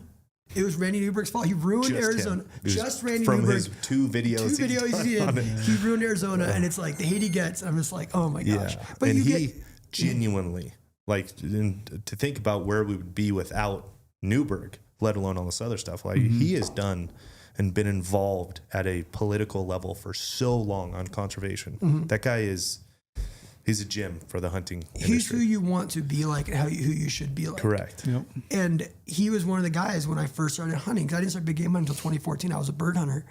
Like, I listened to everything that guy said, and like I watched every video he put out, and what caliber to use, how to hunt elk, how to do these things. I mean, he was the first guy to like genuinely share, you know, because hunting was always kind of that closed door. That's what we talked about back in the day when we first started going. I was like, man, we're kind of breaking this door open, you know, this closed system. You have to be in with the cool kids, or you have to be in with this guy and only talk to him on the phone to get this information. And we kind of were breaking that open. And that Newberg was the first one to, in my opinion, there could have been others, and I'm sorry if I'm missing anyone else, but I mean, he really broke the door open and started sharing how to go hunting, where to go hunting, how to apply, what to use. So people felt confident to get more hunters in the field who feel confident and actually want to go do it. And then in turn, they're going to stand up and fight for hunting as well. It's great for it. I remember I listened to a Newberg podcast, and you were on it, Brady. This has been like 2015, and you like just killed a buck, and you like, I remember you talking about how like everyone kind of stayed close to your family, and you went back by yourself for 3 days and killed this giant mule deer. And like, that was like, dude, this guy Brady Miller is awesome. And this is like probably one of your first podcasts, right? Yeah, the one I did with Newberg back in the day, I do remember what you're talking about. Yeah, I was super nervous on his podcast. You know, he's the only person, like, I don't get starstruck. I've met Randy, and I was just like, I just want to tell you how much I love you, like how great you are. Like, I just like schoolgirl Taylor Swift with this guy. I'm just like, I feel like such a tool right now. He's such a stud though, man. I love that guy. But then speaking of really shout out Randy. I love that guy. Uncle Randy. He's what a guy, dude. He was in here a month ago? Not even a month ago. Yeah. Man, and just the amount of knowledge I get from him in 20 minutes of talking, I'm just like, dude, how can I just lock myself in a room with you for 2 weeks and just dump your mind into mine, you know? My first tripods were trekking pole tripods, and I thought trekking poles were for pussies until Randy Newberg said they're 4-wheel drive, and I got trekking poles, and then I created my first tripod. Yeah. So I could even put that as part of it. Me and Newberg, equity in the company. Go Hunt Newberg, getting equity in Tricer. Before you release all this new stuff, by the way, I want my equity piece. Yeah. but then speaking of... I want it the strike price now, not when this stuff comes out. Speaking of like really cool things though, and like innovation and all that, and like things I never knew I thought I needed until I tried them out. Like obviously it's bipod. I was going to get into this exactly with you. Yeah. Because Unbiased, and you've shot how many different bipods? A lot. Probably everyone in the market. Like literally everyone. I've seen your bipod collection. It's pretty gross. I have a lot of them. Yeah. What's your like unbiased take? It's going to be a phenomenal solution for hunters who want to put themselves in situations that are true hunting situations in the mountains, which never level. It's never, flat terrain. There's going to be logs everywhere. There's going to be rocks everywhere. It's going to be hard to get down and get a shot taken off. But you can get down in position to take the most ethical shot possible on an animal because it's so versatile. Like that's literally what it is. You can do it in all sorts of different configurations, which is cool. It's not like it's limiting on this. It's not limiting on that. You have advantages here, not advantages there. It does everything you kind of need to do in a hunting bipod. Easy to use too. Easy to use, yeah. I mean, I haven't taken it to the field yet, but just using it yesterday, playing around with it. Setups. And like you spent an hour with me at the Hunt Expo. Like that was really cool. Like you literally talked to me an hour about your bipod. Yeah. Like literally as busy as the Hunt Expo is. And we both probably should have been doing other things, but you sat down and talked to me about it for an hour. To do other things. Like letting me geek out and like ask you other questions about it and like seeing it in person and playing around with it. Yes. This solves things that it's been needed on other ones. I can tell you just, anecdotally and looking at it and listening to you guys talk, the last really hard rifle, not the last, but like the most standout really hard rifle shot I took. I drew a desert bighorn sheep tag in New Mexico in 2013. That's a long time ago. Not a math guy, but I believe that's 12 years. And I was on a real steep. First of all, I found the ram 2 days before, the ram I wanted to kill 2 days before the hunt opened. Where I was, they struggle with lions pretty bad. I did a lot of research into this unit. This is right when GOHUNT was like coming out and trying to innovate some more. So I was doing a lot of extra work and research to try to figure out things we could do within the product. Anyways, I say that because I called the biologist, did a lot of stuff, did a lot of research. They struggle with lions on that unit really hard. And when the lions get in there, all these sheep wrap to a certain part of the mountain where it's real cliffy, and they'll just wait it out and you can't hunt when they're there. And so anyways, found them 2 days before the hunt. Next 2 days go completely missing. Opening day, I'm just like, I'm going to hike to where these rams feed out, where supposedly they feed out, the biologist in research. And we did glass up a lion. So I'm pretty confident they're there. They start wrapping out, coming down off the mountain like an hour before shooting light's over, late in the afternoon. And so my only option to get a shot, because it was kind of a wrapped bowl, but I'm in the nasty desert. I mean, I'm basically in Mexico, literally. So nasty desert, rocky, shaly, nothing's flat, nothing is comfortable, nothing. My only option was to lay downhill, but the gun would have had, because the ram was above me, but where I was, my body's down, the gun has to go up. And the setup I was shooting at the time, Browning, and I think it was an Atlas bipod, if I'm not mistaken. They were out then, right? That was kind of the hot, I believe it was an Atlas. And man, to try to figure out how to get comfortable, because it was so fixed in everything it could do, to try to get comfortable, because I was in kind of a little slot on a rock ledge to my left, and the right kind of ran out away from me. It wasn't flat, but it kind of ran out on some shaly stuff away from me. And I'm trying to get the gun to lay flat for a 540-yard shot across the canyon. And as I'm getting set up, I had a buddy of mine that I actually met through back when Instagram was cool and you could actually meet people and like-minded and the whole thing before it just became the garbage of the world. I met this guy named Vince Huff, and he was on the hunt with me. And as I'm getting set up, I'm like, man, I don't know how I'm going to take this shot. And we only have so long. I don't want the rams to get back into the that shelf canyon that they go into. So I'm like, really want to make the shot happen. Anyways, somehow, some way, as uncomfortable as possible, I did end up making the shot. And since that day, I've always been looking at bipods, and that's kind of the thing that sticks out in my mind is that story that I have, or that experience I have in my head. This one would have been absolutely perfect for that. Yeah. Because I would have been able to gotten it high enough, and I would have been able to have enough, what do you want to call it? Like enough manipulation of each leg to kick it out against the shelf on the left, and long enough to have it hit the ground running away from me on the right, and high enough that I would have been able to be shooting uphill from where my body was downhill. Does that make sense? Oh yeah. No, the body count is going to be insane on this bipod. I'm excited. This is the first one I've seen where I'm like, oh, that shot that I don't know how I made, which I'm going to get tore up. Why'd you shoot it anyways? Like, well, I made the shot. I just don't know how I made the shot. This would have been absolutely perfect for that. Yep. That's the goal. Yeah. Make hunters better. Hunting isn't sunshine and roses, flat ground, all that stuff all the time. It's that like situation. You always have to manipulate things in the field to try to do it. And it's like, if you had something that just you could manipulate itself and make it work to make a perfect shot, obviously you're going to want to use that and make the most ethical one-shot kill you can. Yeah. It's like get tools that allow you to do that, which is super cool. By the way, it was a one-shot kill too. There you go. One-shot kill. Did you press the trigger? Back then, probably you just not. Slammed it. Back then, I probably slammed it. But what I was going to get at too, like Dead though. Killer. Dead deer or dead sheep. Yeah. So obviously with a badass product, you can see like instantly looking at like the solutions and why it's needed out there in the hunting world.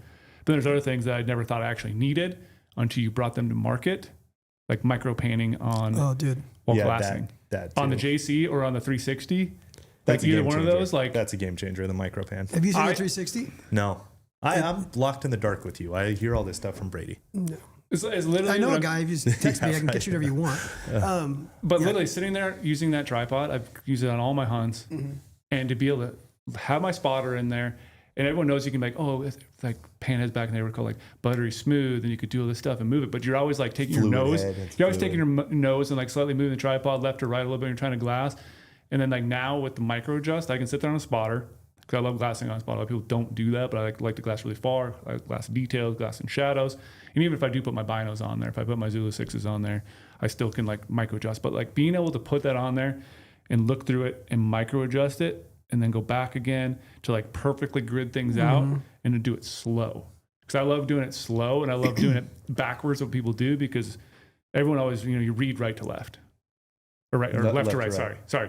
I'm thinking ahead here. So you read left to right, and so it's natural to pan that way. But I like to go the opposite way because your brain's not thinking about. You can think about things a lot more because you naturally always go left to right. So I go right to left when I glass. It may probably make you go slower. Yeah, because you're going slower and you're trying to find those fine details. Well, now I can go even slower with the micro adjust and try to actually glass everything. And it's like, never thought I needed that. And I was like, why didn't I think of like something like that before? So, but you put it on there, it's like, game changer. Do you get that, like how that shot on my Ram just sticks out in my head? Yeah. It's the hardest shot I think I've ever made. Do you get those things stuck in your head where you're working on product to try to solve for 100%. Yeah. I mean, like that JC came from just, I was working on like a micro adjust rear rifle support thing. And then I was like trying to design like a more compact version of the AD, but like heavier legs. And I was on a rock. I know where I was. I was on a rock in San Diego, glassing this valley. And I was like, I text Cody. I'm like, Cody, I just saw something incredible. I'm going to put micro panning into a tripod. Right. And then like, once you do it, you don't realize how fast you cannot, every degree of turn is like 5 degrees of panning when you turn this thing. Mm-hmm. So you don't realize how fast you go when you use a panhead. Like I think my panheads are some of the smoothest on the market, but you still go fast. With micro panning, you don't have to like cock your head either. You can kind of slowly turn it. Mm-hmm. And like where it thrives is like that midday 10, like I glass all day, that 10 to 3 o'clock where it's midday and you got to look, getting Swaro, shout out Swarovski. You got to look into the bushes. Mm-hmm. You got to look through things. And with that micro panning, you can look through things and look for, you're not looking for deer. At that point, you're looking for something that doesn't fit in. Yeah. And with micro panning, you could do that. And like, I remember when the first time I did it, I brought it out on a coos hunt and I found so many deer and I got out the mountain and I was like, called Cody. I was like, Cody, I'm going to change the world. And like, I still to this day think the micro panning is way more important than the bipod.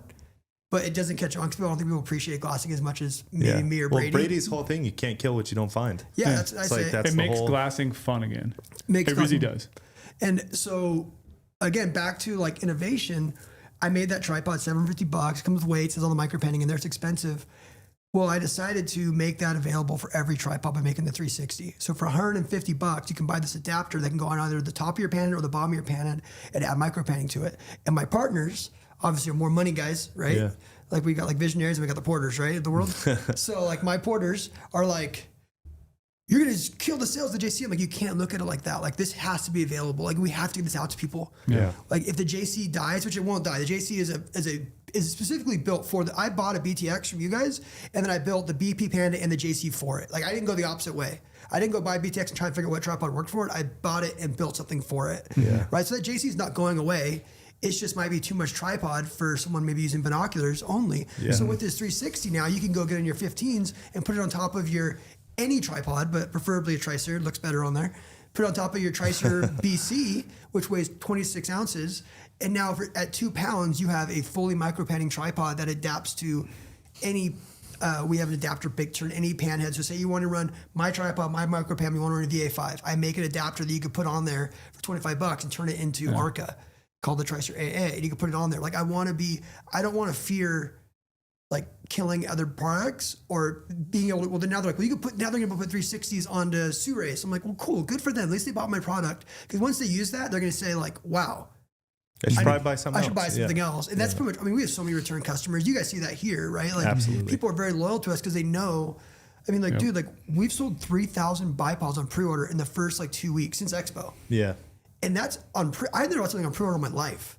Yeah. That just says a lot. Like I think it's the most important metric. Like we look at our renewal rate of all of our members, and we are like gold standard, high as it gets for renewals. I think that's the most important metric. Yeah, growing, it's awesome, cool, right? It's fun for any business owner, but you know you're doing something right when you have a return customer base or the renewal rates. Yeah, like that's what really shows. It means a lot to me. Like people listening to this, like people who pre-order and people who support me, like it means a lot. Like this is like literally, I'm running it out of a shed in my backyard still. Got 5 kids. I quit my father's business. Like I'm the heir apparent to the biggest sheet metal company in Southern California, and really? I left last year to do this full time. Like we're still barely talking. Like it was a big deal.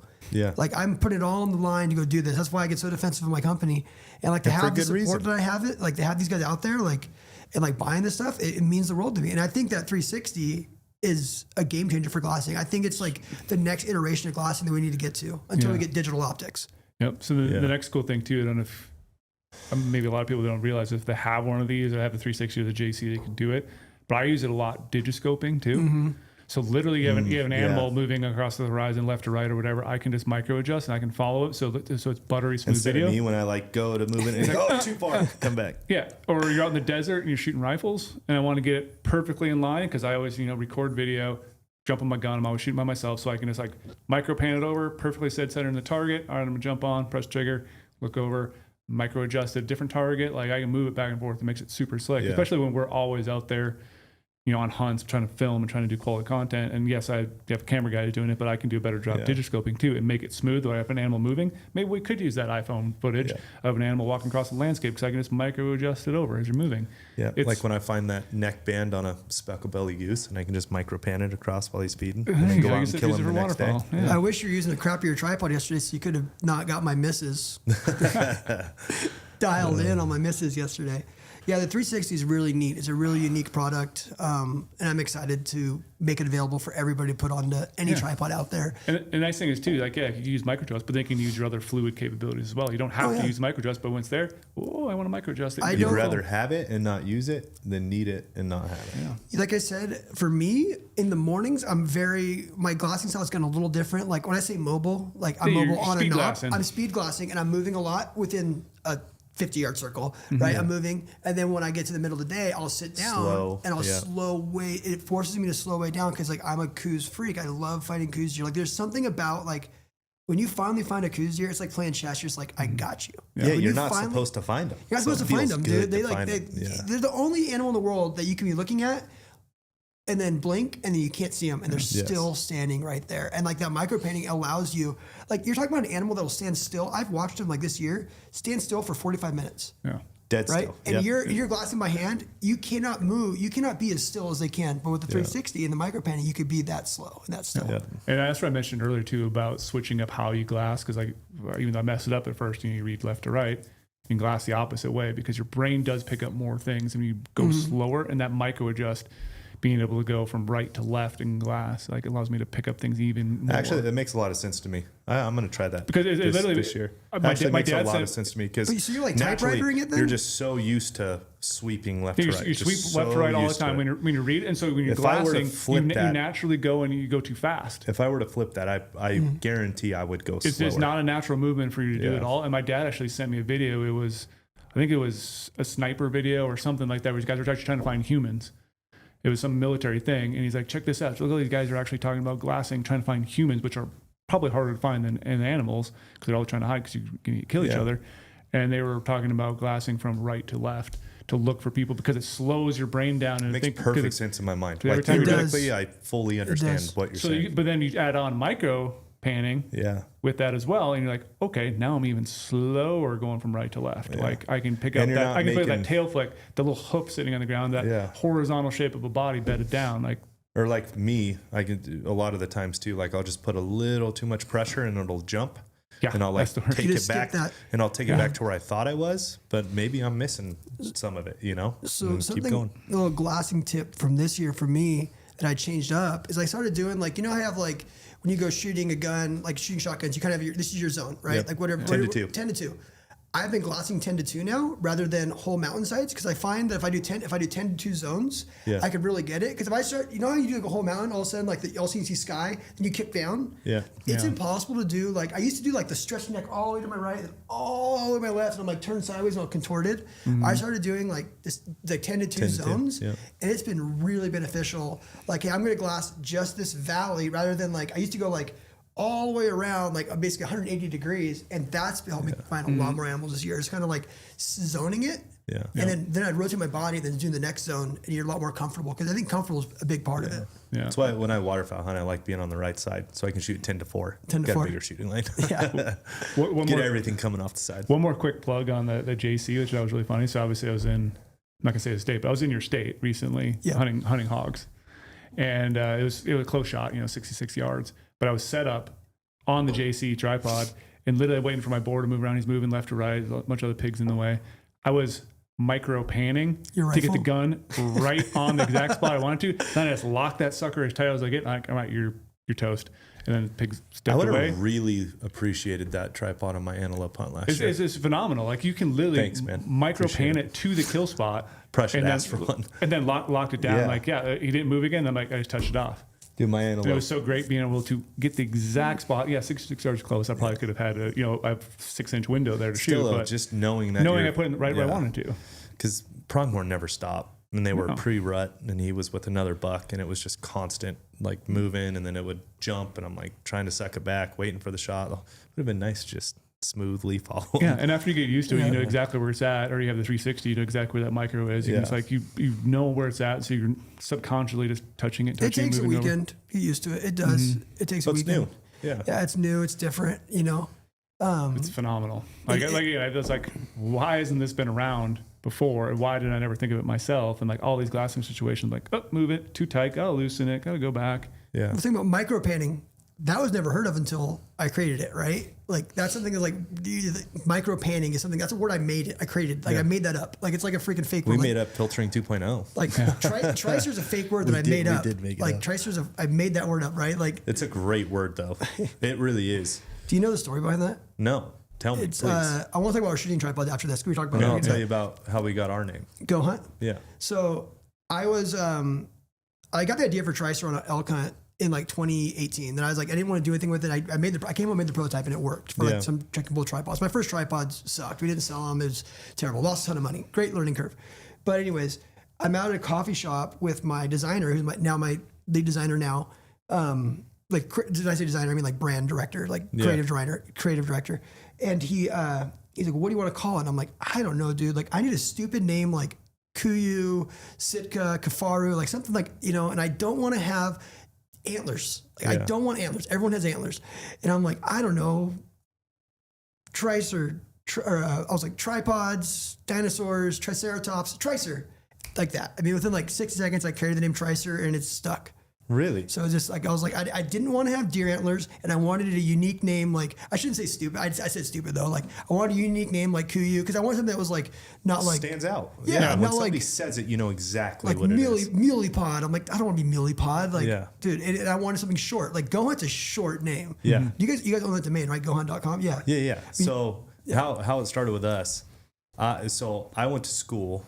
Brady and I, not to date ourselves, but 2006 to 2010 is when I was in college. Mm-hmm.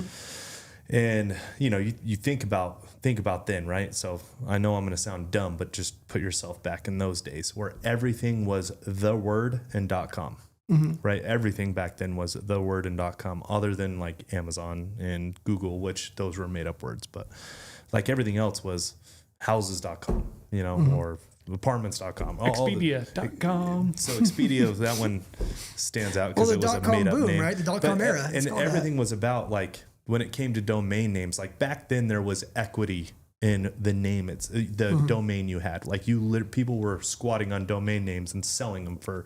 I had to buy Tricer.com for $8,000. So sometimes millions of dollars, right? So we said hunt.com is what we wanted to be, just the headquarters for hunting. So hunt.com or hunting.com. So hunt.com was bought from a squatter, and he was sitting on it and wanted 300 and some, I can't remember the exact number, 300 and some $1,000. So I'm like, fuck that. So let's go to the next one. So hunting.com. And then that was a house hunting, like real estate website. And that guy wanted some astronomical amount of money.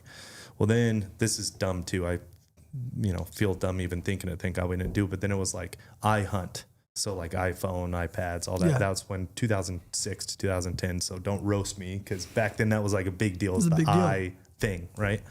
So like iHunt. And it's Bipod. It's kind of techie, right? Like it follows the tech thing. And I, the same way as you, I said I want no crosshairs, no horns, no mountains. I don't want any of that shit. I want something that stands out. Unique. Because again, this is 2012, like late 2012. Early 2013, everyone had that. You know what I mean? It's like even Under Armour at that time with their Always Lethal was the Under Armour thing with blood splatter. It's like, I don't want any of that. I want a clean, like I want to be, not to say that I was the first, but in my mind, I'm like, I want to be the first clean hunting brand where it's about the adventure and the aspiration and this, not about the horns on the animal or the blood or, all that shit. So we were working on designs at the same time. The logo designs, like bug designs, and then the iHunt thing, and then that was for a crazy amount of money.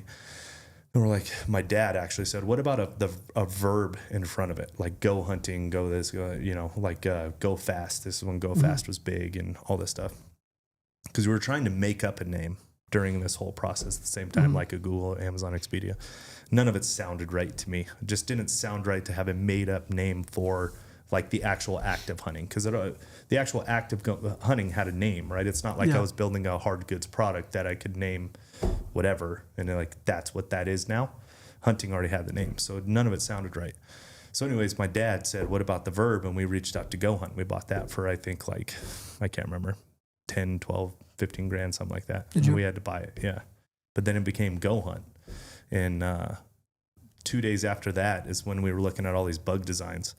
And the agency we were working with literally had, I still have it. It's like, I don't know, probably 200 pages of 3 or 4 bug logos per page. And our diamond is on like the, I don't know, 7th, 8th page of that. And so scrolling through, as soon as I saw it, I said, that's it. I didn't even look at the rest. My dad, my brother, everyone's like, oh, you sure? We should look at some of these other ones. I said, no, that's it. Like, that is outdoors to me. That's hunting to me. To me, it's a mountain reflecting off a lake. I'm like, so I do kind of still have that, but it doesn't look like a mountain. It's not like a true what everyone else has. And so anyways, they kept going through the rest of the digital book for days and days and days. And then they landed on it too. Like I told you, that's it. So that's how we came about awesome, it too. Kind of like backed into it, but I had a really hard time making up a name for hunting because it already meant what it is. Yeah, it just I didn't want to rename what hunting was. Yeah, it just came so quick and it just worked. And I went home and I drew the logo. Like I have it on my phone still. I can show you. Like I just drew this like dinosaur and put like Tricer in front of it. Then my designer obviously made it look good, right? And that was it, man. Yeah, dinosaurs are cool as shit. So we were originally TricerUSA.com because someone owned Tricer.com. And we couldn't afford to buy the name. It was like $8,000. I'm like, we can't. Like that's more than we're trying to. We've not taken any loans out for Tricer. It's all been like self-funded, all like sweat equity. Like you know what I mean. Like I didn't take a paycheck for the first 4 years, right? Yeah. Similar story here. We finally now have like traditional financing through JP Morgan, but before exactly like before we have it lines was of credit now. Like, but okay, how much is this? All right, let me see how much money I got. We sold a rental property that we owned together, me and my partners, and then we did it. But where was I going with that? Yeah, just made up a name and it did it and went through. The rest is history, man. We're the freaking and now I have like all my pro staff is like 5 years old. Like your kid probably calls us the dinosaur company. Every kid loves our logo and it's unique to us. You know what I mean? Yeah. Also, I was going Tricer USA because I wanted to buy it. So finally, like last year, my partner's like, we have to just go buy this because one of our competitors is going to buy Tricer.com and find out it's there, and then we're going to be screwed. That's the other problem of having a real estate in the .com world is like then you have to buy everything around it too. It's like feels like such a waste of money, but it's protecting your brand. So we bought it, and then so if you on Instagram we're still Tricer USA, Not by choice, because some guy named like Tom Ricer has been on Instagram in like 8 years. So if you guys know Tom Ricer, T Ricer, his name's Tricer on Instagram. Like I will gladly pay him for that. For that Instagram handle. So just we got lucky on all that, on all the socials with GoHunt. Yeah, I think there was something with there was on Facebook. Somebody had a GoHunt like it was group, like a group thing or something. It was like an overseas thing too, like really random. And you were able to get it. But you guys got it a little bit earlier too. We didn't get that one for a long time. We ended up getting it, but not for a really long time. We didn't get that GoHunt clean on Facebook, because before it was GoHunt_.com on Facebook. And then we finally got GoHunt. Yeah, we bought it. We bought it last year. So now we have Tricer.com, which is so much cleaner, and it's so hard to get. Like GoHunt's a six-letter domain name. That's hard to get a 6-letter domain name and own it. That's why you see some people have like .net and especially a .com name. Yeah, it's hard to get a .com. So it's nice owning Tricer.com. When did you incorporate? Like when did you become? 2020. So we started. I mean, I can give you like backstory on us. Like we started. See, you're in the good time. I was still stuck in 2010. I was still stuck in the iPads and that world where tech was barely becoming a thing. Now we started in 2012. I had an idea for a widget. Like I've always been innovative, right? But I've always been kind of like, it's kind of, I worked 16-hour days from like 14 on. I started working for my dad at 12 years old, and then he opened his business when I was 14, and someone would pick me up, one of his employees would pick me up from school at 2 o'clock every day. I worked at 10 o'clock at night every day. Like I have a work ethic. That's why people don't understand how I can create so much stuff. I have a work ethic that'll run anyone into the ground. Yeah. Right. I respect my dad. Just like bleeds out of you. I respect my dad for that, but it's not the way that we should have went. Right. There was no option me going to college. Option was you're going to come work for me when you graduate high school. You're going to do this, right? Family business. Family business is what you're going to do. Right. Well, I had this idea for a widget, for the sheet metal industry in 2012, and I ended up partnering with my partners. I had no money. Right. I mean, this is coming out of like the recession, and we went from like a 70 employee company to like a 10, like almost found a business. Right. I took massive pay cuts. So we made this widget, and the widget kind of took off. When I say took off, we still sell like 100,000 a year, completely passively though. Right. It's manufactured somewhere, it goes to a place completely. So we kind of got the mold for how Tricer is going to work through that. And then like the first year we got like $1,000 dividend each. And I was like, dude, like even though $1,000 was a lot of money to me, trust me, dude, like $1,000 in 2012 to me at 25 years old is a lot of money. I said, let's just save this and buy some real estate. Let's do something that's going to create, I want this widget to be responsible for something bigger than just $1,000 a year. Right. And it was doing more better than that. So, a couple of years later, we're making $15,000 a year each. We bought our first piece of real estate. Then we bought another piece of real estate. And then I got the idea for Tricer. And we'd bought like when it was like great. So you bought a house for like $90,000 in Yuma, and then it was worth $250 by the time Tricer comes around. And we had some money in the company, just some equity from saving money up. So we put like $30,000 into. We lost so much money the first couple of years. Like dude, like made terrible decisions. Terrible decisions. We hired a marketing firm, but our product sucked. Like you look back now, you're like, dude, that product wasn't. And these 3 trekking poles, right? You know what I mean? Like it wasn't like it just didn't do what it needed to do. But if it wasn't for that, I couldn't have got to where I am today. And then finally, I got the idea for like the GTP1, which was like the tripod which kind of started. That's why I love what Elon says: is you don't need marketing until your product markets itself, or you don't need it until your product can market itself. Yeah, that's when you need marketing. Good product sells itself. Right? I always say that. And so then we decided, well, let's sell one of those houses. So that widget, finally, that we sold one of the houses, took $150,000 in equity. We all put it back into it. And the freaking rest is history. Like then I started making like Cody kept telling me, you need to make some common sense stuff. And then we made like the bino adapter, then the LP pan head, and then the tripods. And it's just like, and then now we just keep taking all that money and putting it back into it. Like we have this, like we're going into this shooting line. Like, dude, do you think it's easy to go fund? I'm making 6,000 bipods right now.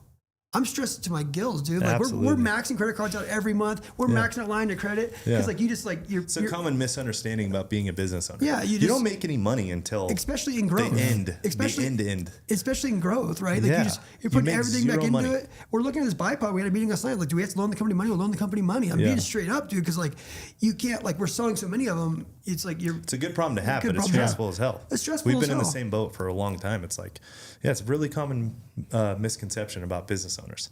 I mean, maybe you have, I don't know, what was that tech company that took off in like 2 years? I can't remember.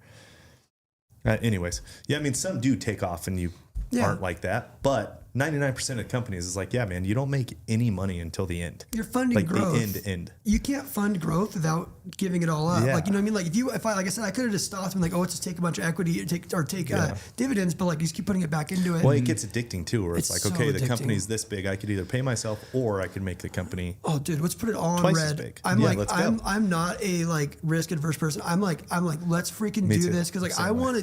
I want to be the best, and like that's why we were like, we'll just fund this, and then we spent I don't even want to tell you how much money I spent on these new Tricer X tripods with hexagon legs, with freaking 4 patents in them, weighted inserts. Yeah, In my opinion, it's the most stable tripod I've ever shot off of. I had to create machinery for that, and I had to invest all that, and all that stuff's coming in right now on a hope that it sells. Yeah. You know what I mean? Like it could not sell, and I could totally flop and lose like $500,000. Yeah. Right. But like, dude, you got to do it. You It's have so to. addicting. I And why love not? business, Yeah, dude. Like, you have why to do not? it. Like, screw it. Like I don't need like literally like money is not my driving factor. Yeah. Like It's when the byproduct. It's a Money's the byproduct. What I get off on is like, dude, I'm sitting in a freaking room with Lorenzo and Brady. Yeah. This doesn't even seem real, dude. Like, that's when I get off. And like these guys using my stuff and like creating these products that like I know are going to be responsible for so many animals dying this year, right? Yeah. And like, and guys, they get it and they love it. And I have this guy messaged me one time. He's like, dude, you could shit in a box and I'd buy it. I'm like, dude, like I can't remember who you are, but like if you're listening to this, like, dude, like that motivated me. Thank you. Like that was like, That's like the Excited me. Tommy boy. You slap the Callahan sticker on a box, Yeah. it'll sell.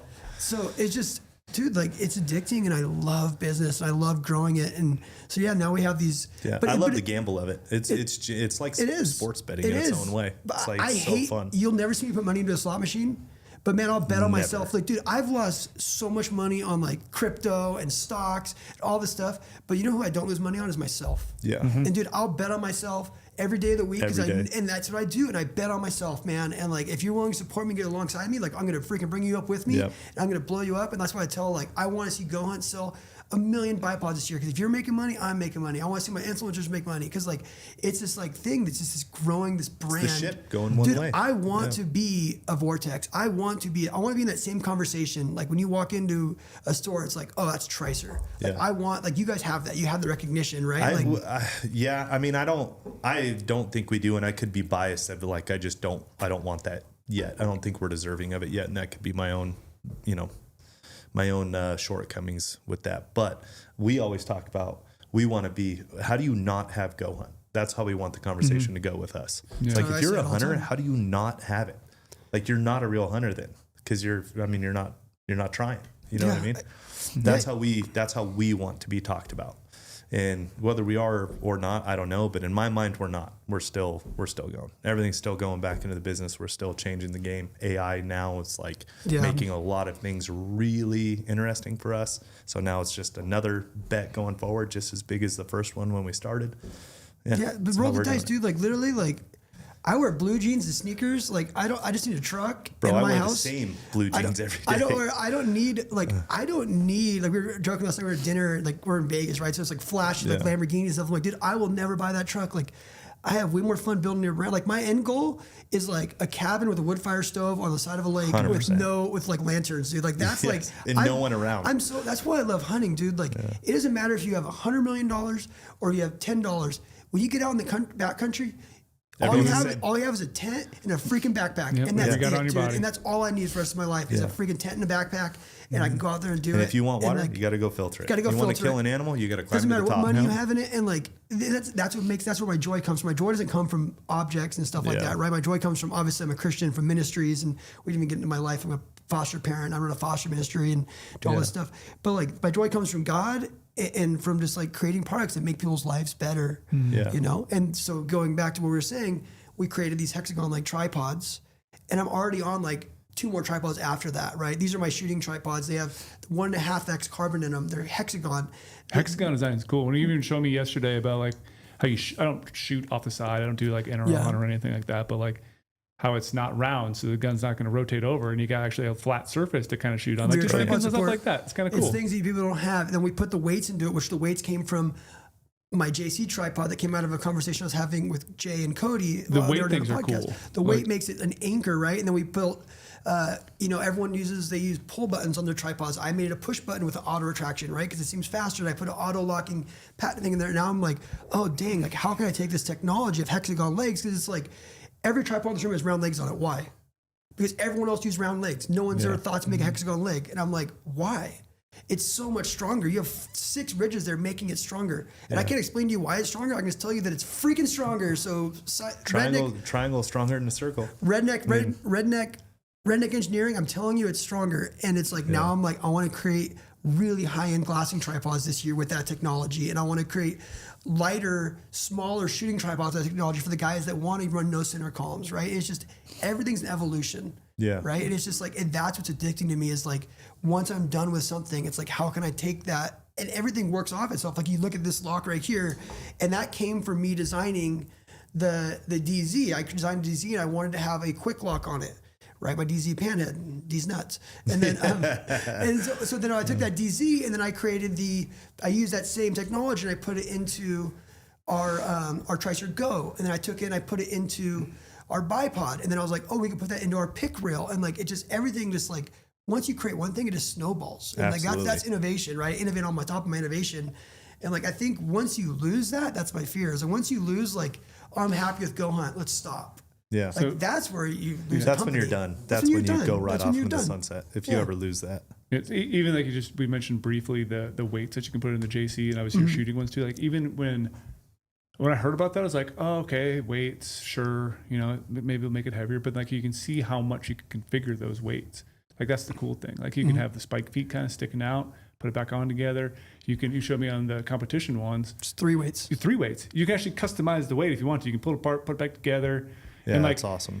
I don't think people understand, like, yeah, I want a tripod to be light to take in the backcountry, but there's also times when I want to truck one, riding on a side-by-side, I want to be able to put that thing up. I want it to be heavy. I don't want that wind to affect how I'm doing. And yeah, you can hang something from the middle, but a lot of times, who has a little bag handy to do that? Not many.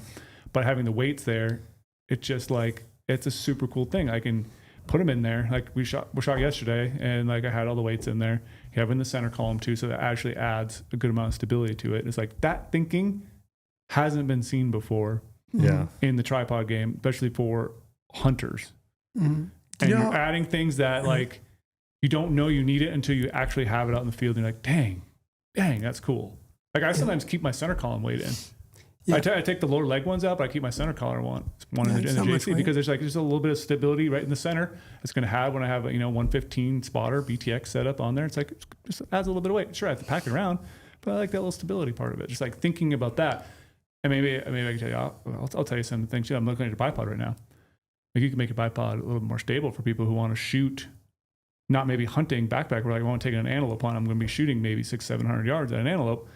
You can maybe make a weight section that goes in the bottom of it. Yeah, or we can make like a replaceable thing. You can pop it up. I'm thinking about because the legs are interchangeable. I've already thought about doing this. I'd like it heavier, like all solid aluminum style legs for it. Yeah. To make it heavier for like the more competitive guys that don't want any flex. That's when you're going to get when you get 30 inches tall, a little bit of flex. Did I ever tell you where the weight thing came from? I was driving to work. I remember where I was driving. I was like on the 52 in San Diego going over a hill, and Jay and Cody were doing a GOHUNT or a Jay podcast. One of the two. It had to be a J podcast because it was just Jay and Cody.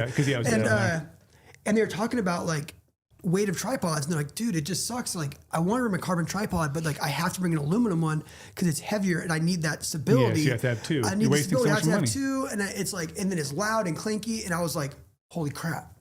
I could put a weight into a leg of a tripod and make a carbon fiber. So I got to my shop, took a tripod, cut it in half, welded it on a rod, took a picture and sent it to Cody. I'm like, Cody, thank you. Yeah. I was like, for what? I'm like, you and Jay did a podcast this morning. I was listening to it and I got this idea. And like the rest is history on the weights. And then I took that weight and now it's gone into the X, right? It's always evolving. Like all these things are constantly going forward into other products I'm making, right? And that's why people, they wonder like, how do you come out with 20 products? And it's like, I can't stop. Yeah. Like I make something and I'm like, it's like, I'm that kid, like when you're little, I'd build a fort, but I'd never plane it. Yeah.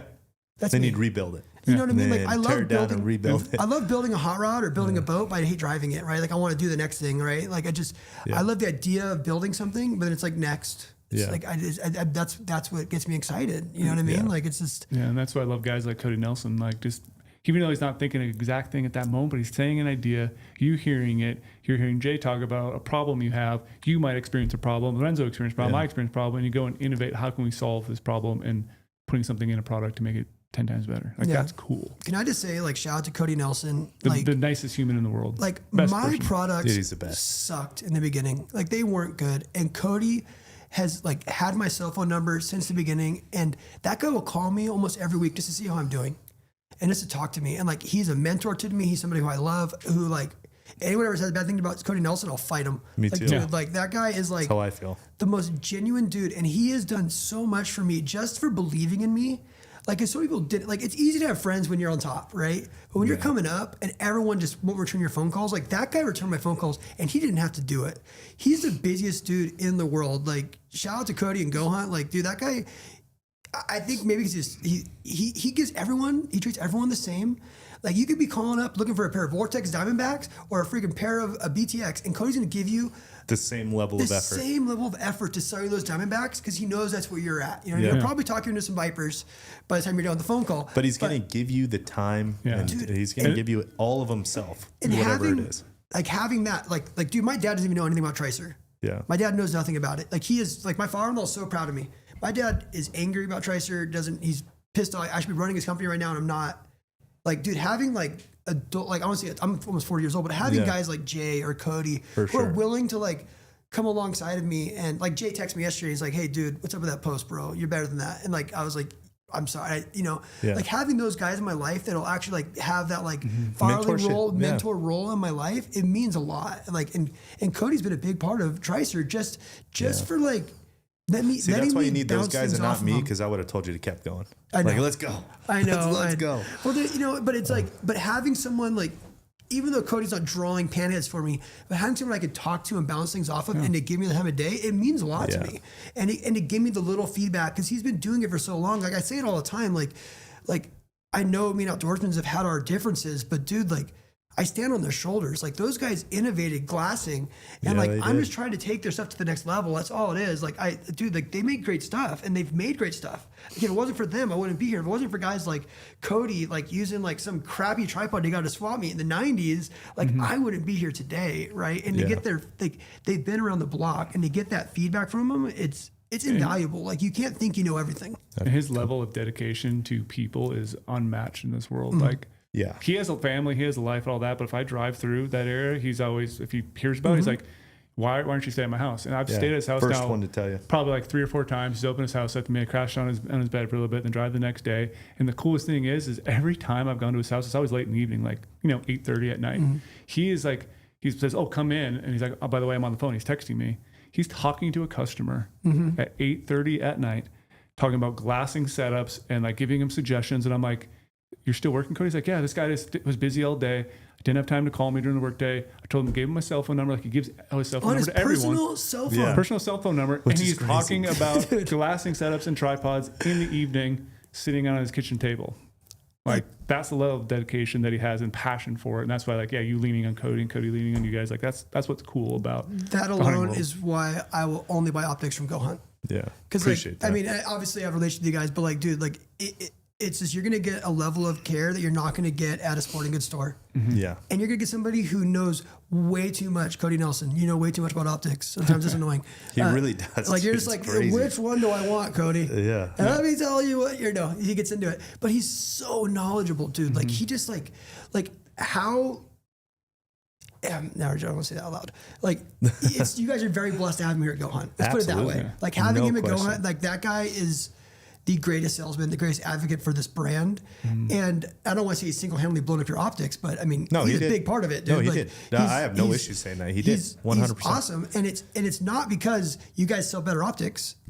Everyone sells Vortex, Swarovski. Yeah. Everyone sells it. It's because Cody Nelson cares about glassing, he cares about hunting, and he cares about the consumer. Yep. And, like, people want to come back and work with Cody. Yep. So shout out Cody. That's another thing my dad always told me when I was young. Everyone can sell a cheeseburger. Everyone can sell it. It's a matter of who's giving it to you when you order it. It's like, that's the difference. Yep. 100%. 100%. So anyways, we appreciate you coming down.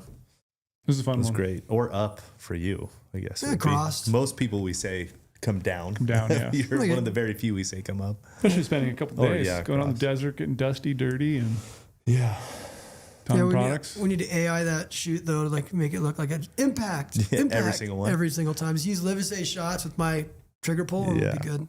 Trigger press. Trigger Don't press. make Trigger Brady press. mad. Press. You don't pull a trigger. You press the trigger like a keyboard. I pulled it yesterday. Tell you what, I did.